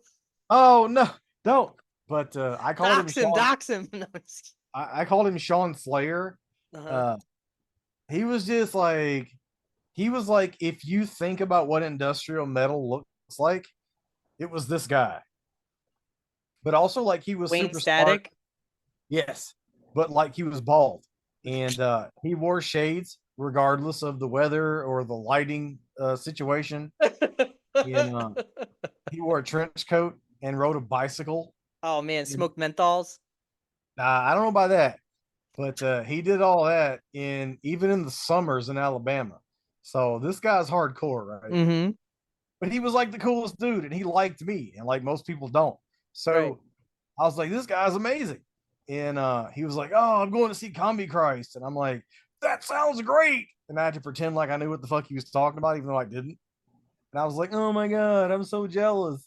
And then, like, as soon as he left the store, I was like getting on my phone, like, the fuck is that? What is this? Right? What is Comic Christ? Right. And so I looked it up and I was like, oh, these guys are awesome. And I was like, shit, I would have went to that show with them. And yeah, so when I started playing this game after we talked about doing it, and the credits were like the score by Combi Christ. I was like, get the fuck out of here. Really? Like I couldn't believe it. And I was like, so then every fucking like combat scenario, I was like, this is badass. Like, is there like an album? Like I want to buy this on vinyl. Like it like the There music might be is so good in this. they I'm looking them up now. I'm trying to see their discography here. They don't have there's oh wait, yeah, No Redemption, official DMC Devil May Cry soundtrack, Oh January my god. 25th, 2013. Let's go. I need that shit on vinyl. You can well you can I mean there were physical printings of it, like Oh CDs at my god. least. All In right. Well, to eBay I go. there he goes. In jewel case, you get jewel case. You can get yourself Mm-hmm. a Combi Christ. It's got great. The artwork's great because it's the artwork they used inside the game, so it's pretty cool. I think that artwork's pretty cool, even if Dante is kind of meh, but the So angels. this is the other thing I wanted to bring up Yep. because when we talked about doing this after at the end of the enslaved episode, and I was like, "Is this the pizza one?" And you were like, "No." Yeah. And then I started playing it. And I was like, "Fuck yeah, this is the pizza one. This is Oh, exactly you mean in the beginning with the yeah." he's in the trailer? Oh, He's okay, like got it. jumping into his pants and shit, and it's like the pizza covers his dick. I was like, "Yeah, this is the pizza one." Okay. Well, I will I'll send you the DMC3 thing that I'm thinking of. Okay, Later, not now, but I'll show you what that I that's funny because I associate the pizza bit with DMC3, the beginning of that game. So mm-hmm. interesting. Great with that said too, the great intro to DMC with the trailer uh cinematic It's shooting. so good. Like That's once you finish the game, one of the like choices in the menu is to replay the opening sequence. Not replay every mission, replay the opening sequence. Listen, Ninja Theory knew they were cooking and they weren't giving up on it. I wish they'd have kept going. I'm not gonna lie. I had so much fun playing this game, and like It's this, I love this version of Dante so much more than the Dante that I remember from like all the nonsensical other Devil May Cry games. Like, well, yeah, he's as uninteresting with a personality as I feel any of them are. Like that's not really important to me. I just rather like looking at OG Dante and still do, I but just I just love the attitude of Leto Dante. Like he's so much fucking cooler to me. well, I do some of the bits are kind of like some of the one-liners and quips are kind of just are pretty good. Like they're pretty funny. Like Yeah, they're hilarious. This game's yeah, hilarious. like there's some good like like action film one-liners. Like he's like Mm-hmm. choke on this bitch or something like Yes. like, Whereas stuff that like kind of makes you when giggle. when he's trying to save old girl from like the SWAT teams and stuff, and I was like, I had played I don't know 5 hours out of the 7 hour game at that point. But then like when he's in the spirit realm, whatever, and she's in the real world, and like she has to hide, and he's like, "Go now!" And then the SWAT guy like finds her hiding, but he waits until he's like standing next to like a vending machine or something, and he's like, "I got you," and then Dante's like, "But not before I got you, motherfucker!" Yeah. Like I laughed so hard. Like if there had been like some other thing I was supposed to do, I would have failed because I was laughing so hard. Yeah, there's a lot of funny little things in there like that for sure. I totally agree with you. And it is interesting. I think it's Yohei Uchida who said who's the Capcom producer on this, he said that he would be, even after all of the just like the botched marketing for this game, he said that they would be open to doing another one of this Devil May Cry games with Ninja Theory again if they wanted to, or Please. it, like if the stars aligned. So apparently Capcom was happy with the final product. It sold what it was supposed to sell. It ended up, like I said, after so many years, sold, 4 million units. Um, so that's great. Of course, after this though, they did go back to. So I haven't played Devil May Cry 5, but you did. No, I haven't. Oh, you I own haven't. Sorry, but you No, own I it. own it. And I this was like it was in like when werewolves we were still trying to do a YouTube channel instead of like an audio podcast. So like Hmm. we would stream games and then we would stream episodes where like our traditional weekly episodes. We would live stream those while we were talking about movies or whatever, but like be playing the game at the same time, which Hmm. is a terrible idea. Yeah, it's Uh, a lot of. It's yeah. just, yeah, it's rough. And but Brandon played 5, and I watched him stream it, so I remember exactly that. He was at some point you're playing as some character who has a motorcycle, Yes. and they can use that motorcycle as a weapon, and then at one point he jumped on it like he was the fucking Silver Surfer and was riding it around the air, also shooting people. So Yeah, man. I own it. I have not played it. That's yeah. That sounds like quality. Sounds like It quality sounds, Devil May Cry right I was about to there. say it sounds a lot like Devil May Cry. So. Yeah. So, but in comparison, that game came out in 2019, and in about the same amount of time frame that Devil May Cry, the DMC, got 4 million units sold. Devil May Cry sold almost 8 million units. So clearly, like the the main fan core base, like the core fan base, really reacts to like the original style, I guess. And to be honest, though, I mean, I would play another Ninja Theory DMC. I mean, I'll play anything Ninja Theory is gonna put out. I was gonna say, If they put out a Devil May Cry again in this day and age, that would be really fun. my Um, understanding is that Microsoft has already greenlit their next project, which is rumored to be Hellblade 3. But Interesting. if they surprise drop DMC 2, I would be so goddamn excited, bro. You would hear me from where you live at this point. That would I be had so much fun playing this game for the a past 2. great yeah, a great day, because then I'm sure Tamim doesn't want to do it though, because poor No, Tamim. no, this Dante is done. This is a one and done, unfortunately. But Yeah. But Tamim, who is the head of Ninja Theory, got a lot of flack in the interviews junket, the news junket circle. He made a lot of pretty poor comments that were, I don't want to say taken out of context, but I think when you have someone who's has very much like a vision for their like studio and their games, and then they're put in the position of essentially just adapting somebody else's vision, right.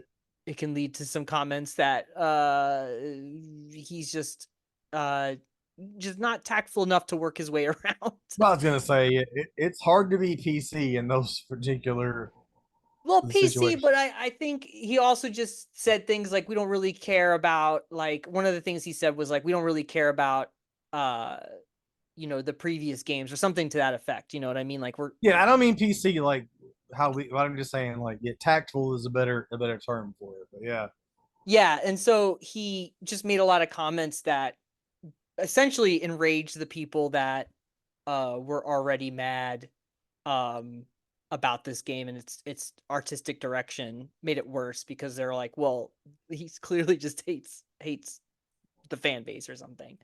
Not right. true. To me, clearly uh loves video games, and he loves Devil May Cry. I think, Sure.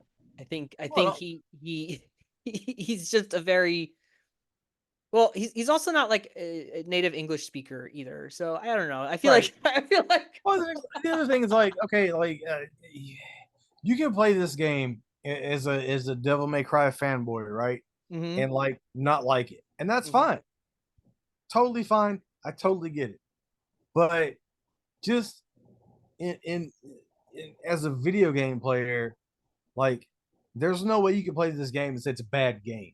Yeah, Like that I can't. everybody Yeah. who everybody involved with the creation of this game obviously was very passionate about it, put their heart and soul into it, and they wanted to make the best game that they could make. Like you can, if you're like a DmC fanboy, I guess I'm not, so I guess I could see being Mm-hmm. upset. But for me, like I bounced off of it because I felt like it was too complex, and I think maybe I was like playing other shit at the time, and so I was like, it's whatever. And I'm not a huge Devil May Cry fan. I like the series, but at the Mm-hmm. same time, for me, they're just sort of button mashers that I'm not good at, and the stories are nonsense. And I'm just like, yeah, that was fine, you know. Mm-hmm. But replaying this game, knowing that we were going to talk about it, I was actually paying attention.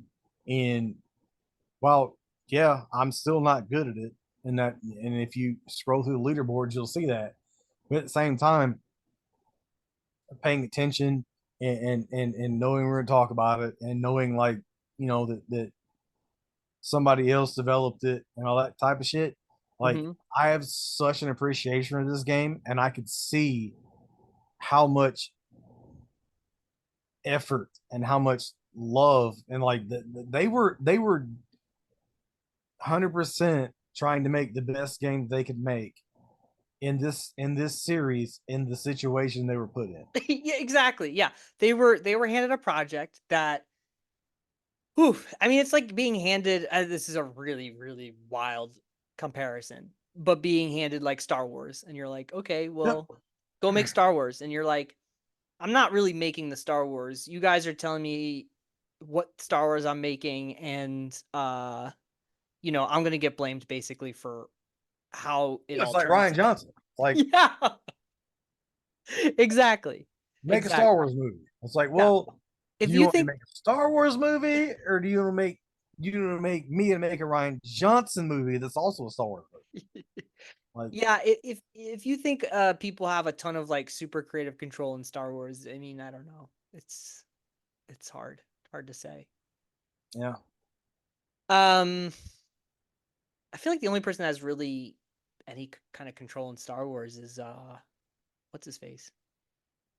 Not John Favreau. Oh my God, the other guy that's the big Star Wars guy that I'm totally blanking on that did all the Clone Wars show and Oh Jesus, I have no idea. oh my God, dude, I'm gonna like lose it. Why? Dave Filoni, that's it. Jeez. Dave Filoni, who was like George Lucas's I was about to uh say first time I ever heard that name, so I yeah, Dave wouldn't have been able to Dave help you. Dave Filoni's like the Star Wars dude. He's like the new George Lucas apparently. Oh, okay. Um and then I saw something today about how people were coming against George Lucas and saying that all Star Wars was like all white guys or something, which is the most hilarious incorrect statement I've ever heard in my life. Considering that, like, I don't know, I feel like I don't know. Anyways, I'm not gonna get into that. I just think that like Star Wars has actually like had some really great progressive female leads at the time, and like really interesting. Anyways, did a lot of stuff for those types of genres at a time when science fiction was just like white guys like going to different planets and just having sex with all of the people that lived there, which was like what you read in those fantasy Star Wars, like those fantasy novels and stuff. Yeah. um where are we gonna go with this? I guess I don't know. Devil May Cry, I mean, Devil DmC. May Cry was great. I had a fucking blast. I'm glad that you suggested we play that. Um, because I think Enslaved was kind of my thing. Because I read that Alex Garland was involved, Mm-hmm. and I had never played it, and I was like, holy shit. Um, no idea that Ninja Theory was behind it. Um, and so the natural progression from that was to do this game, and I'm so glad that it was because this was a game that I was like, yeah, it's fine. And now I'm like, holy shit, that was so fucking good. Well, yeah, it's fun because you get to see where their hand is heavier than other parts of the game. And Right. I think that to me is like the fun part. And then now you're playing like you're going to go and play through Hellblade, and you're kind of going to be like looking back at like the stuff they did. And for me, like I think the big takeaway from Ninja Theory is they try to be very unique with their design approach. At least do something like, I wouldn't say Enslaved is like a uniquely designed game, but they had a unique vision for that game, like a type of game like that, that in Yes. the end was really mind blowing. And I think for something like a property that they're handed, like Devil May Cry, you know, their attention to like level detail and certain boss fights was refreshing and cool. And I think a big thing about Ninja Theory and their games is like the cinematic aspect to Yes. their Oh, good games. God, yeah. Like they're Yeah. making like they obviously really love movies. Like that's a big part of, you know, their kind of constant conversation. And they've kind of gotten to the point where they're kind of just making a movie you play. And I think that is what they want to make. And they like have, and like they have such a specific vision that the games are so linear in a way. And I don't, people say linear in like a derogatory term now, but I feel like, you know, they have the I don't. capacity. Yeah, I don't either. I think it's nice, but they have the capacity to be like, make this very linear experience where they're really trying to be like, this is our vision, this is the story we're telling, you know, we're proud of this particular thing. We don't want you to walk around this world, we want to show you, you know, what this world is. And that doesn't always work for everyone, but when you have a team like that who's like they're really interested in the writing and they're really interested in the cinematic aspect, um I think, you know, it's really cool to see how far they've gone, you know. Yeah. 100%. um Also, they've kind of failed upwards in a lot of ways somehow. You know, Yes. like they they made a bunch of great games that made zero money, you know, except really this one. And are highly respected and, you know, successful now. So cool. It's cool. I'm proud. You know, it's cool to watch them start from making a kung fu multiplayer game on the original Xbox to making Hellblade. You know, Yeah. the wild ride. Well, they get to do that, for a very specific reason, right? If they'd made um, the games they wanted to make and they weren't good, then we wouldn't be here, right? Hmm. And they wouldn't get opportunities like from Capcom knocking on their door and be like, "You want to make a Devil May Cry?" Regardless of how well it was received, they got that opportunity for a reason. Hmm. And now they're at a point where they're making uh, things like Hellblade, which are like we talked about, AAA experiences from indie, I guess, studio or like Yeah, a because I think the first Hellblade was made by 15 people, yeah, which is and nuts. and they're allowed to take as long as they need to do these things, right? Hmm. It seems like Which it is because the certainly obvious from part two. yeah, because what it's I mean the gap in the game is quite large. But and like I've started to, obviously I haven't finished it, but at this point, just based on us going through these games and seeing the progression from where they started to where they are now, even just with the first one, Uh-huh. uh, not even speaking it because I can't really speak to two a whole lot because I'm only Hmm. an hour in, but Jesus Christ, man, like let them do whatever the fuck they want to do and let them take as long as it takes Hmm. because the payoff is like so worth it. Yeah. Um Interesting too is that Tamim was the director of Hellblade 1 and the writer, and he just is only the writer for Hellblade 2. So Hmm. I guess Okay. he's letting other people do the creative, all that other stuff that's probably gives him headaches now. Right. He's probably Probably just wants to like Just raise his. cashing checks. Yeah, it's like, yeah, it's a meme in his office writing just cashing checks for Microsoft now. I did my time, bitches. Yeah, yeah, that's right. I don't care about y'all. Wait, I want to see what's. Oh, there's no personal life listing on here. Team. I was gonna see what his like personal life is up to. Uh, I don't know. He just seems like one of those dudes that like goes out into the wilderness and does like shrooms and comes back and he's like, I got this great idea, guys.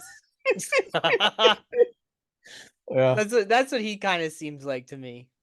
You know what? That's what I aspire to though. Like Hey man, listen. I don't want to be like stupid rich. I just want to be like Kevin Smith rich, right? Where it's Yeah, like just live it's your life. perfectly it's perfectly acceptable for me to show up to anything in a hockey jersey and jorts. And if I put my name on something, it automatically makes money, regardless of whether or not I like give a shit about it. Like Hmm. that's a level of like fame. Anything over that, I'm gonna be uncomfortable. Well, I don't think people approach Tamim and like, oh my god, are you Tamim from Ninja Theory though? I mean, if I saw him, I would still have to do like a double look. But like, Yeah.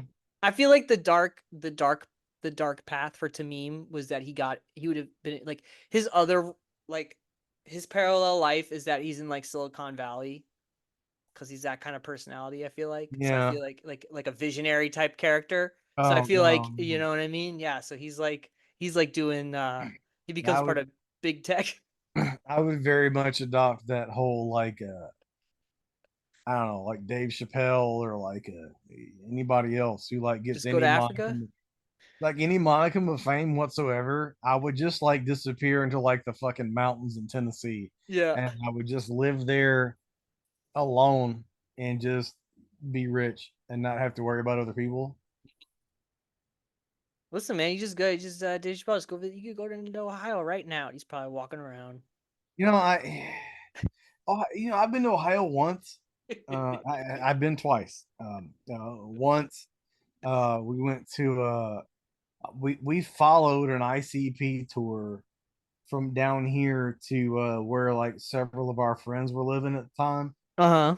So we ended up in from Alabama to Georgia to South Carolina to Tennessee to no from Tennessee from yeah South Carolina to Ohio, Cincinnati, Ohio. And then I was like, yeah, it's fine. But then we went to Toledo for the second ever gathering of the Juggalos. And if you know what that is, like that tells you how kind of how old I am. Um, Man, that's but it was at the Seagate okay, Center. wait. Okay, but like at the second one, were you like hanging out with Shaggy Two Dope? Um, Like not what? so much, not Like so what? much Shaggy and Jay, but like Jamie and Paul of Twisted were Uh-huh. just walking around all weekend, and we were just like chilling with them and stuff. I just feel Um, like yeah, I would have liked like on this like because you were just like at the birth of it that like mm, Jay would be just like you have to hanging out. understand, like you have to understand, like for the birth of the gathering, they obviously were well established as a band, right? Right. So they didn't so much just walk around in the so now it's like for years after the first one or the second one, it's been in like campgrounds and stuff. Yeah. Second one was actually in like an arena, it was called the Seagate Center. Uh-huh. Indoors, there was no camping involved. Like we had to get a hotel that was like a few minutes away from the place. Uh-huh. Um, so like everybody wasn't just all up in everybody's shit the whole time. Like it was like the hotel we were in was dope because there were so many other people there for the gathering. Like we would just hang out in people's rooms and stuff. Uh-huh. But but anyway, it was in the Seagate Center in Toledo, Ohio. And so I remember we left Atlanta at I don't know 4 or 5 in the afternoon, and we were just going to drive all night. And I remember hitting like the Ohio state line at some like maybe 10 in the morning the next day, and I was like, "This is nothing. We can come to Ohio all the time. This is great. Like this is no problem. Ohio's not that far away from where we are." And then like 10 hours later, we were still in fucking Ohio, but not to Toledo yet. And I was like, "Fuck Ohio. Yeah. What is happening here? Is it, This is is it? this is ridiculous." Yeah, So they made that state way too big. yes, like we should break this up. There should be like it should be like the Dakotas. There should be North and South Ohio. This is bullshit. So Yeah, we'll put it in. We'll put it into to the Senate or something. We'll ask them. but yeah, great weekend. The other thing that I learned that I realized Yep. was standing out because this was July 4th weekend of 2001. Whoa. And so we left Atlanta where it was hot as balls.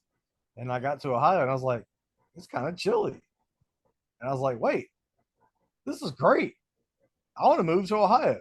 And then I stopped and I thought about it and I was like, oh, it's chilly here in July. Yeah. Wait till what it's like So I would not be prepared for January. in Ohio. Yeah, nobody. No way. No, this is not for me. Why do you think all those like sad emo bands came out of there? Yeah, you know what I'm saying? Yeah. Like, you got no time to do I'm anything. like, I'm like, what is shoveling snow? Fuck that. Like, if it snows here at all, we just shut the whole shit down. Like, the whole world shuts down here. I think the gathering's really cool. I don't listen to ICP at all, but I have Hmm. the biggest respect for the two of those clowns, those two of those guys. Because they seem really business oriented yet Oh, really they're brilliant. yeah, People wouldn't really people wouldn't typically refer to them as that, but as far as like you know, from a marketing standpoint, yeah, they're they're brilliant. fucking geniuses. Yeah. They're rich because of marketing their stupidity. Yeah. So, And but the stupidity, yes, but I would also say that like they're really empathetic and nice. Like I don't think that there's a bad word about those guys, right? Is like as far as I nope. understand it. Yeah. And it seems like the gathering is also, as far as I understand it as well, always something that's pretty wholesome Well, if you're in talking about like inclusion and all these things that are like new things to a right. lot of the internet, yeah, Yeah. Yeah. they've been doing that Well, forever. Like, no, I don't. Yeah, I mean, I've always known them to be inclusive in terms of like just about like if you are down with the clown, then it doesn't matter who you are, kind of thing. But I think for me too, like at these events, there's never been an issue where um people were like taken advantage of. I mean, there's probably cases, but like not something that is like the norm there. It seems like everybody kind of oh looks no, out for each other, even though they're like all over the place in terms of, you know, high as a oh my kite or god, man, whatever. yeah, But there's a reason why the chant is family. Like mhm. even motherfuckers you never met, even like everybody in that in the hotel we were in. Like we went to so many different rooms. It's like we rode I think 6 people deep in a Ford Focus, and we I owned bought a a Ford one. Focus. It's funny. Yeah, we paid for a 1 room hotel, Oh like or a my. 1 bed hotel room. So there was 6 of us where people were laying on the floor. People slept at other people's fucking hotel rooms. Like people were like putting cardboard signs in the windows Mhm. that were like, "Yo, family, welcome," and like whoop whoop and shit like that. Yeah, yeah, yeah, So we basically took over Toledo, you know, which ended up being a good and a bad thing for the gathering that year because they've been at campgrounds ever since. yeah. Mhm. Because Oh. the Seagate Center had like they had these sculptures outside and all this stuff, and we're like, yo, just don't mess with the sculptures, and they fucked those up. Nah. They broke shit. Uh, uh, I got trolled pretty hard. This is like, I guess it's tame compared to like what probably went on that weekend, but somebody took like black like electrical tape, and Oh, no. went to like the women's room, and they put the tape over the flares on the dress, so it looked like the men's room. And so I walked in there to take a piss, and I looked around, and I was like, "This is the weirdest men's room I've ever been in because there's like no urinals, there's nothing but stalls." And Sounds so I just perfect. walked into one, and I was like, "Well, I had to pee," so I walked into one, and then I came out, and I went to wash my hands, and like there were like women everywhere, and I was looking around, and they were looking at me, and I was like, I'm so confused right now. So I just washed my hands and left. And then when I walked out, I looked at the sign more closely, and somebody, yeah, had put black tape over the flares on the dress to make it look like a man. So I was like, well, all right. If that's the worst thing that happens this weekend, That's these women not having that bad of a weekend, yeah, right? that's pretty okay. I mean, I've definitely have accidentally just done that out of my own stupidity before, and walked out, and everyone's just like, "Oh, okay, cool." Yeah, Uh, but it's usually not a problem. But I mean, what was I gonna say about the gathering now? Oh, did you see that documentary of that guy that was like in the wheelchair, and that guy took him to the gathering, and it was like a year before that dude died, and it's like the most hilarious, wholesome, great thing ever. I didn't see that, but I did see. So I did buy Vinegar Syndrome put out a documentary about the Juggalo March. Uh-huh. I did buy that, and I Uh-huh. watched it a few weeks ago, and I'm not gonna lie to you, man.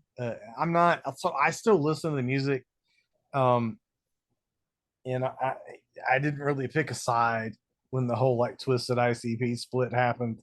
Uh-huh. Like it's just music. But I ain't gonna lie to you, man. Watching that ICP doc about the Juggalo March, that it had me in my feels a little bit. Ooh. We're gonna have to get you back at the gathering, buddy. I would love to go back. I also I would love to go back to the gathering if I'm thinking of myself as the same person I was back then. But like if I went now, I'd just be like another old lame dude who was there. Like I'm just old, so I don't know. I don't know if it'd be as fun, but I don't know, man. I feel like the demo for ICP is pretty broad. I don't think it'd be that yeah, weird. I don't know. I think Like it's I think it's a lot of guys who once wore Jenko jeans and stuff are still going. You know what I mean? Like, I don't used know. to. Yeah, used to. Maybe still do. I don't know. I don't know if Jenko's still a thing. But It tried to come back a few years ago. I feel like it tried to come back a little too soon because I think new metal is I'm going to see Limp Bizkit and Corey Feldman, so I think like new metal is seeing a resurgence a little bit now. And I yeah, think and if Jinko had waited until now to try to come back, it would have worked. But might have worked. they tried it like 3 4 years ago, and I think it Yeah, man. failed. We just published Surge's book from But System of a here's the Down. thing. I still have mine. So when I go to this Limp Bizkit show in August or whatever, There you go. Gonna break I'm just gonna stuff. yeah, I'm just gonna be wearing the same shit I would have worn if this show was 25 years ago. So You gotta take pictures of Wes. I don't. Does he still get in his makeup? Because yeah, I only recently there's a I've seen him a lot without the makeup, so I don't know yeah, what he looks like. there's this super weird Live Nation trailer thing for this show. I forget the name of the show. It's Loserville. That's what it is. Nice. So if you go to YouTube and just like look up Loserville, Mm-hmm. Fred Durst directed this super fucking weird um, mini movie Uh huh. as a precursor for this tour, and Live Nation put it out on their YouTube channel. And Wes is on it, and he's fucking hilarious. But like everybody's on it. Like Fred's on it. Fred directed it. He's also in it. Corey Feldman's in it. It's a really weird. It's a real. I watched it the other morning before work, and I was like, "What the fuck am I watching?" I was just like, "What is this?" But Wes is in it, and he's the best part, like hands down. He's fucking hilarious in that. Yeah, So that I love him so much. Always have. Think he's a very It's like when they talk to they talk to like Mick Taylor or somebody from Slipknot, and they like sit yeah. down with him, and then he's Well, just like the most articulate, yeah. intelligent, like just professional human ever. And I think a lot of people don't expect that. Uh, Right. and because you're like, well, you are a new metal version of Kiss, okay? So Right. Well, and and I will I say, don't mean that I like the first three albums of Slipknot, but I feel like oh, I don't. I think Slipknot's trash. They're you think to garbage. try you don't like Volume 3? You don't like Iowa? No, I don't like Iowa at all. I like the first record This until record is good. because what's his name? Ross Patterson was Ross whatever the guy that was like the producer back then. Oh, okay, sure. He did the first Corn record. He did the first two Corn records. Yeah, all those guys. He did he did the first Slipknot record. He did the first Cold Chamber record. Ross, Uh, it was Ross something. I used to like every band he produced. I was like in on, right. mhm.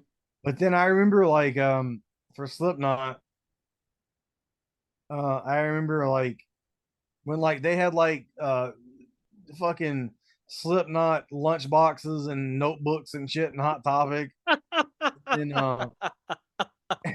and then Wait and Bleed like hit MTV, Uh-huh. And that's and all that played. and the screamy parts became singy parts. Mhm. I was like, get the fuck out of here! What the fuck is this? Ross So Robinson. Ross Robinson, thank you. Yes. So I used to like literally would buy any CD of any band that he produced, and like on paper, it makes Slipknot made so much sense for me to be like, oh my god, because like they wear masks and like they look badass, and I'm like, yeah, I love these guys, and Oh I did. shit, he did Glassjaw in 2000. Long Island, Yep. baby. Yes. Yes, Oh, sir. at the drive-in. There we go. Yep. Okay. Yep. Yep. Awesome. So yeah, I had all that shit, That's so but great. but then like Slipknot somehow became popular, and you can get like Slipknot panties at Walmart, and I'm just like, fuck out of here, bro. Like, and Corey fucking Taylor, I cannot stand Corey Taylor. Yeah, Yeah, he's a snot. I don't know. I hate that dude. I literally get physically angry whenever he's like involved in anything. Mhm. So like he did that. There was that like that horror like anthology a couple years ago that was like Zach Galligan was in from Gremlins and stuff.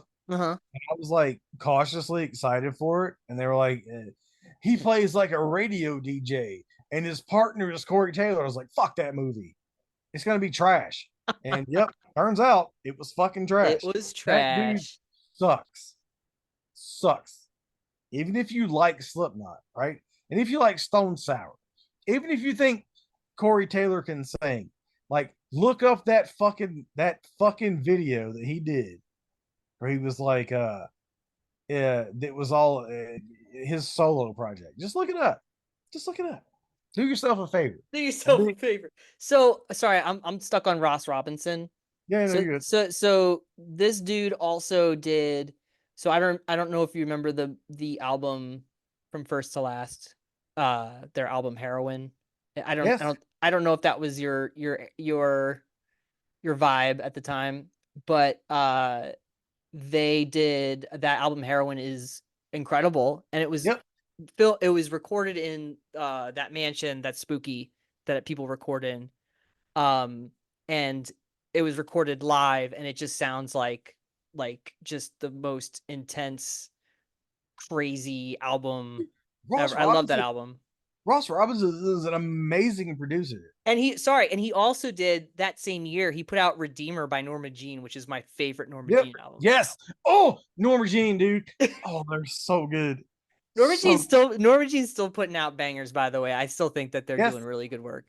Yep. He also did the Norma Jean's Anti-Mother album, which is not my Eh, favorite Norma Jean album. But not mine either. But but it's one of those ones where it's like it was so jarring, but at the same time, if you go back to it later and like if you try to like see where they're coming from, you know, Yeah, no, I don't hate the album. It's just like if you were to be like put on Redeemer well, or Anti yes, Mother, yeah, or and I think come their on, most, man, I think, well, Norma Jean too. Like Ross Robinson didn't do this one, but Mary Dionel, I just love that album so much, yeah, and I like their most recent one too. I thought was pretty good. I can't believe those guys are like in their 50s and like making music like they still do. yes. Well, hey, man, I saw Nuclear Assault open for Guar last year, so Yeah, I get okay. Yeah, you so want those to talk guys are, about old dudes? yeah, those guys are Like, older. I guess, and but they like were fucking great. I guess so. It's just like Norma Jean's like their musicianship is so like it's brutal. Like I don't Yes, like the way they play. Like dude. it's not like Between the Buried and Me where like it's like jazz metal, and it's not like uh What Nuclear Assault? yeah, I guess so. Jesus Yeah. Christ. Yeah. I They can't were I doing just thrash metal in the 80s. And I saw yeah. them last year. Like those dudes are old as fuck. I get yeah, I guess. And it was amazing. It's interesting. It's just interesting to me that they're I Lamb mean of God. I saw I went to the I don't know, whatever people are, I don't know how people feel about the new Pantera. I was excited because I never got to see Pantera, and I know the sure. Abbott brothers got rest in peace. Pantera was my favorite band though when I was in high school, Bum, bum, or bum, like bum, bum. middle school into high school. I loved Pantera, and I never got to see them. And so last year, the year before, uh, I was my only opportunity, and I bought tickets immediately. And I Dimebag, rest in peace, is amazing, and Vinnie Paul, rest in peace, was amazing. But at least I got to see Phil Anselmo and Rex Brown playing these songs, and it was amazing. Yeah, I was kind of curious. Like, it's not like a John Oh, Five playing Motley Crue situation.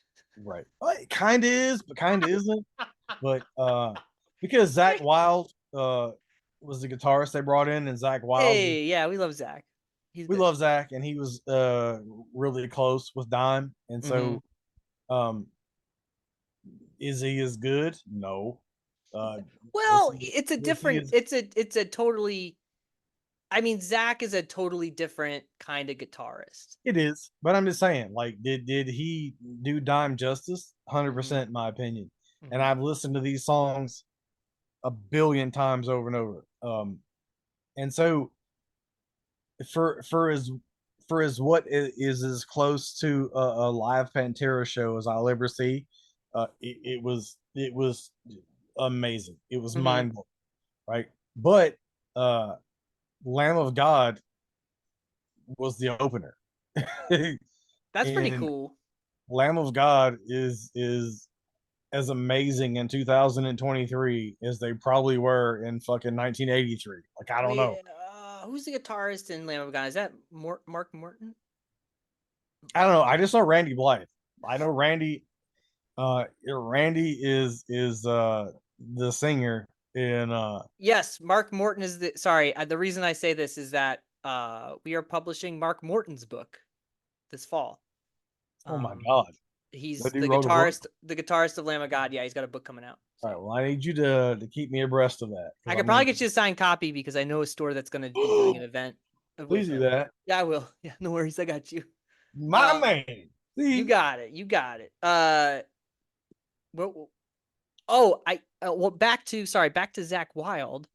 Uh, it's like when I watch Zach Wild play Crazy Train, and I'm like, Zach Wild can oh my god, definitely yeah, like Zach Wild can play Crazy Train, but nobody could play Crazy Train like Randy Rhoads. But I don't. sure, but I I mean also at feel this like point, nobody could play guitar like Randy Rhoads. Like nobody live. yeah, at this point, like I have seen, the Black Flag and or sorry, Black Label Society, and and I'd like to and see Black Flag I would too, but no, I meant with Black Label Rollins. With Society. Rollins back.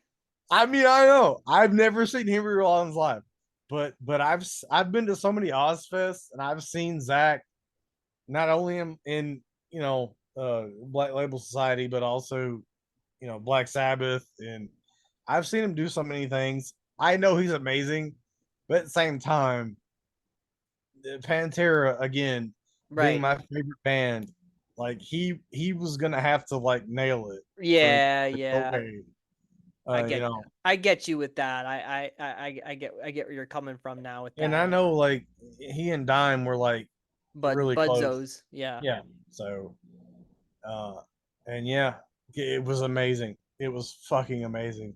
And the coolest thing about it was like we I went with so I bought tickets for me and my buddy Tommy and buddy Justin, and I spent a lot of fucking money. I'm probably still making payments for these tickets. Um and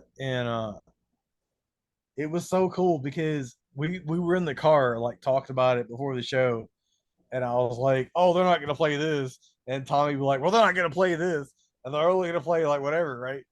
And so it was they didn't play what I would consider a banger or a hit until almost an hour into the show. Like, and everything that we Deep cuts said they would only. play, right.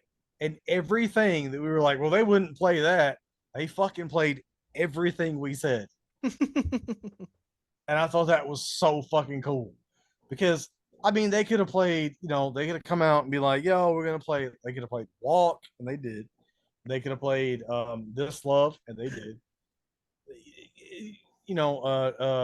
I'm Broken, Drag the Waters, so many songs. They could have just come out and just played those and left. Uh-huh. But they played deep cut after deep cut after deep cut. And then every once in a while, they throw in a banger and the Uh-huh. crowd would fucking explode. And they go right back to something like I knew what it was, and Tommy knew what it was, and Justin knew what it was. But like I would say probably 70% of the people, Phil was like, these are the words. Scream it with me. And we were like, we already know. Like, but nobody else did. It was such a good show, man. I was reminded. Lamb of God got me on like a thought thought train, and Mm-hmm. I was thinking of, and they're not related, and I don't think in terms of quality either. But I remembered As I Lay Dying, the band, and then I was reminded because earlier this week I was reminded that Tim Lambesis of As I Lay Dying is out of prison. I Yeah. thought he was still in prison, but he's out. So um in 2016 or what was not it wasn't 2016, was it 2012, 2013? He like put a hit out on his wife. Oh, oh my God. I forgot about that. Yeah. And so and, and and it was like the most crazy story because you're just Yeah. like the singer from As I Lay Dying put a hit out on his wife. Yeah. Yeah. And yeah, he's Holy out of shit. prison. He's out of prison and he's singing again. And Good for, I so guess. Good I for him. like I don't know. I don't know, American Dream, baby. I I don't don't know how to know. feel about that. Yeah, and he's got a new wife now, and she must feel real great. I don't know. I'll bet she's scared shitless. I'm here Yeah, for it. apparently that dude is just like out of his mind too. With all the, I was reading up on it because I was like, wait, he's out of prison now. So anyway, um, just goes to show, guys, you can actively try to have your wife murdered. Yeah. Still, to keep you walking around. Don't worry about it. If you're Um, willing to spend a couple of years like, yeah, with three hots and a cot, it's no problem. yeah, man, you got your rent paid. Tim Lambesis, yeah, he's out there. He's doing it. Good for him. Um, Mitch, I think we've completely diverted from everything we were talking about. Oh my God. This is the most like off the wall episode. But I mean, I feel like that checks out for DmC. So, Yeah, I think so. Yeah, we just we gotta have our evil Mountain Dew, but I'm not gonna drink evil Mountain Dew because I want to go to sleep tonight. So I don't want to stay. Um, yeah, music's good too. Now I feel like I really want to listen to Redeemer by Norma Jean. This is a great album. man. That opening track, let's break out the shotguns. We're going to town. Little line. What a line. Listen, if you want to do a music episode, just holler at your boy. We're gonna talk about mid-aughts metalcore bands and where they are now. Yes, please.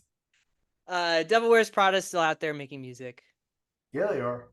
I actually like them quite a bit still. I thought they I would. do. I thought they would kind of like dwindle down to like dadcore, like dad rock, which maybe a little bit, but they still have an edge to them, which I appreciate. I They're think it's a very interesting time for music. Um, that like even like bands that we meme on, like butt rock is yeah, like a butt thing rock. Yeah, now. Creed's back, Yeah. bigger than Creed's ever. back, which is like Jesus Christ. Yeah, Like Scott Stapp's having his. if Scott Stapp is tweeting that the reason that people like don't like his band is that they're like LeBron James. They're so good, people like to hate them. I would love to talk about that Yeah, I mean Scott because I Stapp, boy, could oh, not disagree more. yeah, boy, oh boy, what a what what a a guy. what a disillusioned take. Yeah, I wish him well. I think he's on his sober journey, and I hope he's doing okay. Um, he I think I've mentioned this before, but like about Creed, but like Mark Tremonti, what a guitarist, and he Yes. somehow Yeah. was in Creed, and then he made Alter Bridge, which is equally awful. Crazy. I, It's equally awful. equally awful. Not like equally awful, but not as like kind of I like kind of not catchy, like as catchy. You know Right. what I mean? Like Alter Bridge was just Well, like I'm kind of boring dad rock. yeah, I'm kind of on a similar thing with that Ronnie dude Ronnie from Radke.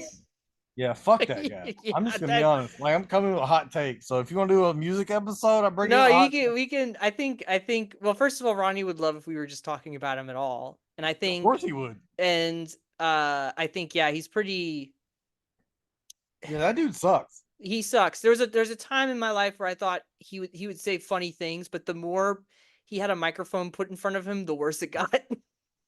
You know what? I'm gonna say this. I feel like the Ronnie era Escape the Fate, Yeah. great. Everything post that, fuck that guy. Yeah, I mean, the thing is like he's like he has there's that problem where he was the band and Yeah. Well, he the thing is like, has okay. It's he was like the voice. if you're gonna make that kind of music, right? And he's like crying about his mom leaving him, and he's writing these songs. Cellar Door, I think, is an amazing song. Yeah. And he's like crying about how like his mom left him and his brother, and this and that. And I'm like, that didn't happen to me, but at the same time, I think that's really good music. And I think a lot of my favorite music comes from people who are dealing with pain and horrible things. Uh-huh. Uh, and then Corn is a prime example. Sure. Uh, Corn's great until Jonathan Davis is a millionaire and he doesn't know what has to deal with these demons. And then Got the Life comes out. I'm like, fuck out of here with this bullshit. And I feel the same with Ronnie. Like he's like, uh, he makes really good music when he's dealing with some horrible shit. But the minute he has money, then Falling in Reverse happens, and he talks about how awesome he is. I'm like, get the fuck out of here, bro. Yeah. Fuck you. Yeah, I mean, listen, I it's not even that. Like I feel like for me like Ronnie like I think his story's pretty interesting. Like he went to jail and then he got super sober and Yeah, he turned his whole situation around and which is great. And then there's that other side of that hill where it's like, oh boy. then he gets cocky. Yeah. Fuck And you. he has like the worst like he gets on like the worst soapboxes, like Mm-hmm. he decides Mm-hmm. that he's just gonna Good like lord. start fights with people or like Yes. comment on That. like current issues or whatever, and you're just like Oh my Ronnie, god. No. Ronnie, it's fine. That fucking video that he dropped a few weeks ago What did he do now? Um, I don't even know what the video was. no, I can't remember. I had so many people send it to me and like, this is fire. And I was like, this is stupid. It was some song and he did it. It was with Tech Nine and that Alex Terrible dude. I don't know how you feel Okay. about him. If you No, know who that so is, was it just Ronnie starting a fight with some other person that's in the industry? Was that what the video was? Because I can't that's remember. I don't know for sure, but it was like this song. Yeah, I mean, no, yes. So it was basically him just picking a fight with the entirety of music, yeah, sounds about and right. it was with and he had Tech Nine come in, and I like Tech Nine. Don't get me wrong. Sure. And that Alex Terrible guy from what's that fucking band? I don't know. Shit, those that Russian band. They all wear those devil masks. Oh, not no, not. Okay, never mind. Doesn't matter. Um, I Slaughter to Prevail. Uh, uh, Oh, okay, sure. All right. he did Okay. a song with Alex Terrible from Slaughter to Prevail and Tech Nine. The video's cool as shit.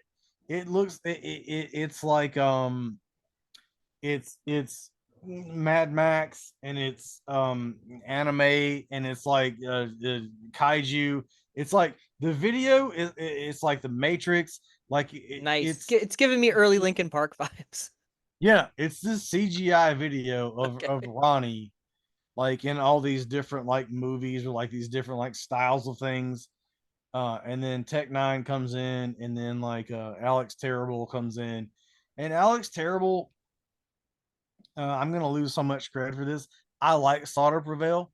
I'm Uh, so fucking tired of that dude. I'm so sick of that dude at this point.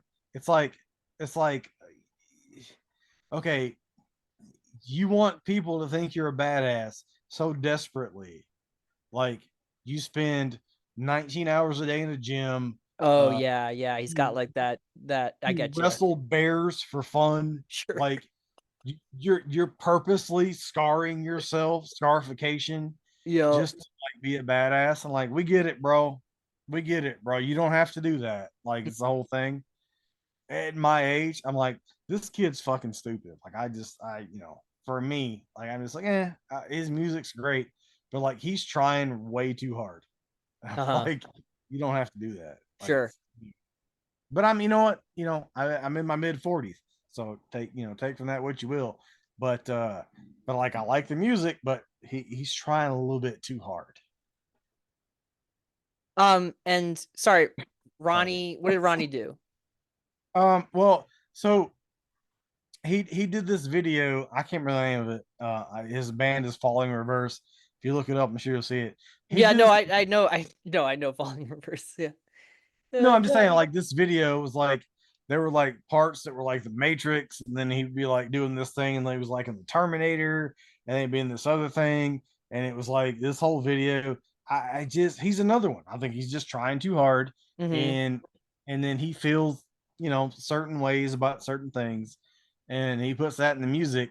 Um, but like there's this video on the internet where if you look him up, um, he has like all this black body paint on, and like they're playing the new song, and like Tech Nine comes out, and then this fucking Slaughter Prevail kid comes out, and I'm like, it just feels like they're trying too hard. Uh-huh. Like I'm just like, I don't know. I again, like I liked him when he was in Escape to Fate. I've not liked him since. I don't like Falling in Reverse. So everything they put out, and that's the other thing, right? Escape to Fate was a band. Falling in Reversed It's is Ronnie. they should just change the name to Ronnie and the Who Gives a Fuck. Like that should be the name of that band because it's obviously all about him, and Uh, I don't give a fuck about that dude. So yeah, I you know, as a person of my age, kind of following all these bands and what has become of them is interesting. Ronnie, I think, is a just a tragic case of douchery, it's like pro wrestling. Yeah, kinda. Yeah, sure. Yeah, yeah, definitely. I could see that. Yeah. Yeah, and Ronnie has like he like streams and stuff. Like he's like He's like very a out heel. there. Yeah, he's a heel, but like other people like him.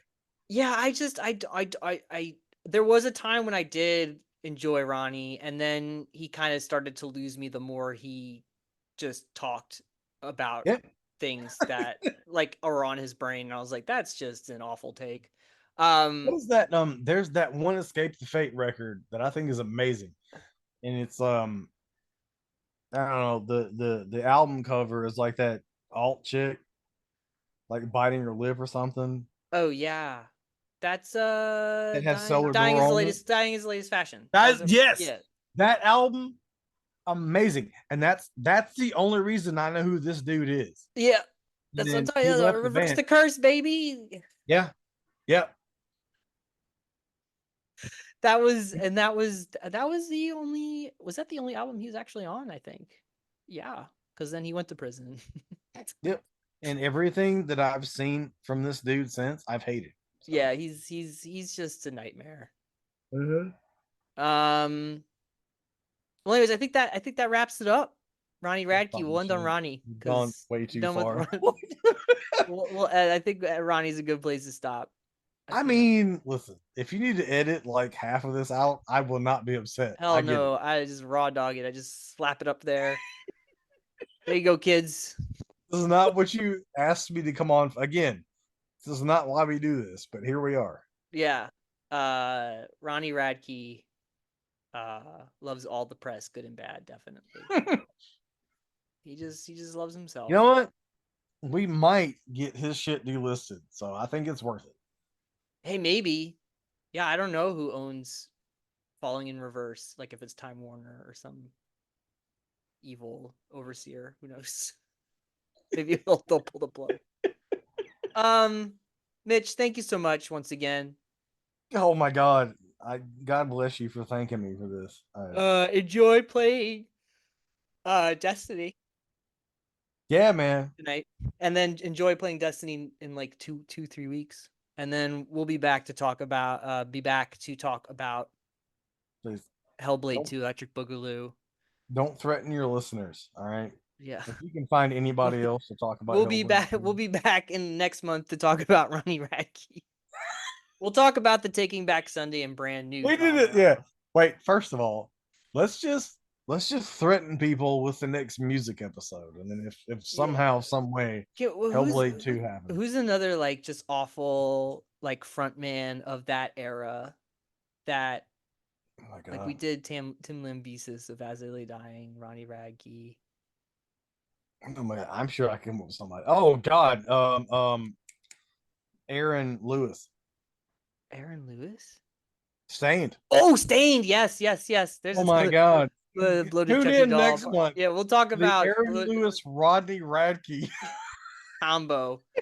Man, I haven't thought about Stained in a while. I'm Wow. going to see them too this year. Actually, Really? Are they the headliners? yeah, they are. Yeah, I'm gonna throw shit at them. Yeah, I know, like I think if you, I saw some footage lately of Aaron Lewis actually. Now that it yeah, hasn't been that long since I thought about them, but and he's if looking. somebody throws something towards him, he gets pissed.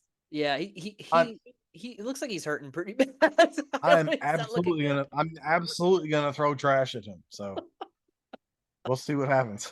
Oh man, I can't wait. I can't wait till you see West Borland. I'm so excited for that Wait, when show. is that again? Sorry, forgot. The Loserville tour I think is in August. It may Oh, be in July, August. late July. And then the Stained show is in like September. So Good man.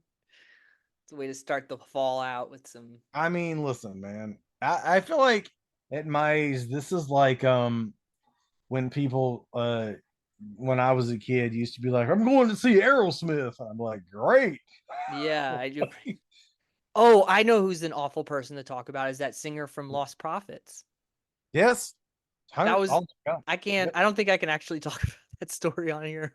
Like of it's course so you can. awful we can't even talk about it. I mean, listen, just start a Patreon, bro. We can talk about whatever we want to. If I knew that the guys who made that one song that Lost Prophets did that was on the radio all the time Mm-hmm. and that singer would go on to do what he did, good lord. Yep. Yep. Good lord. Yep. awful. Anyway, we'll leave it at that. We'll leave it at what's his face? He basically was making a Serbian film. I don't know what to say. Oh my god. Mitch, thank you. And I mean, I feel like I should apologize, but you're nah, welcome. it's cool, man. I like going down music. I got a whole treasure trove of music knowledge. I love music, so it's fun to talk about. Um, yeah. Thanks, Mitch. Bye, Mitch. See you Yeah, later. man. Yo, play DMC, fellas. It's not as bad as you remember. Go It's a revisit good your game. DMC pick it up at Walmart or wherever you get your games. I mean, it's on the Xbox store for like $8, and it's It 100%. was. I don't know if it still is, but it was. I'm sure it will go on sale again. I did start playing the Virgil's Downfall DLC. Oh yeah, So, how is that?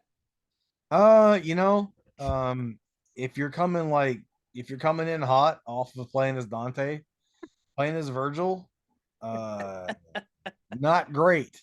He's really slow. His powers suck. I don't know how much of it I'm gonna play, but I was like so enjoying playing DMC that I thought, I'll do the DLC because it came with the version I bought. Yeah, I don't know if I'm gonna finish it.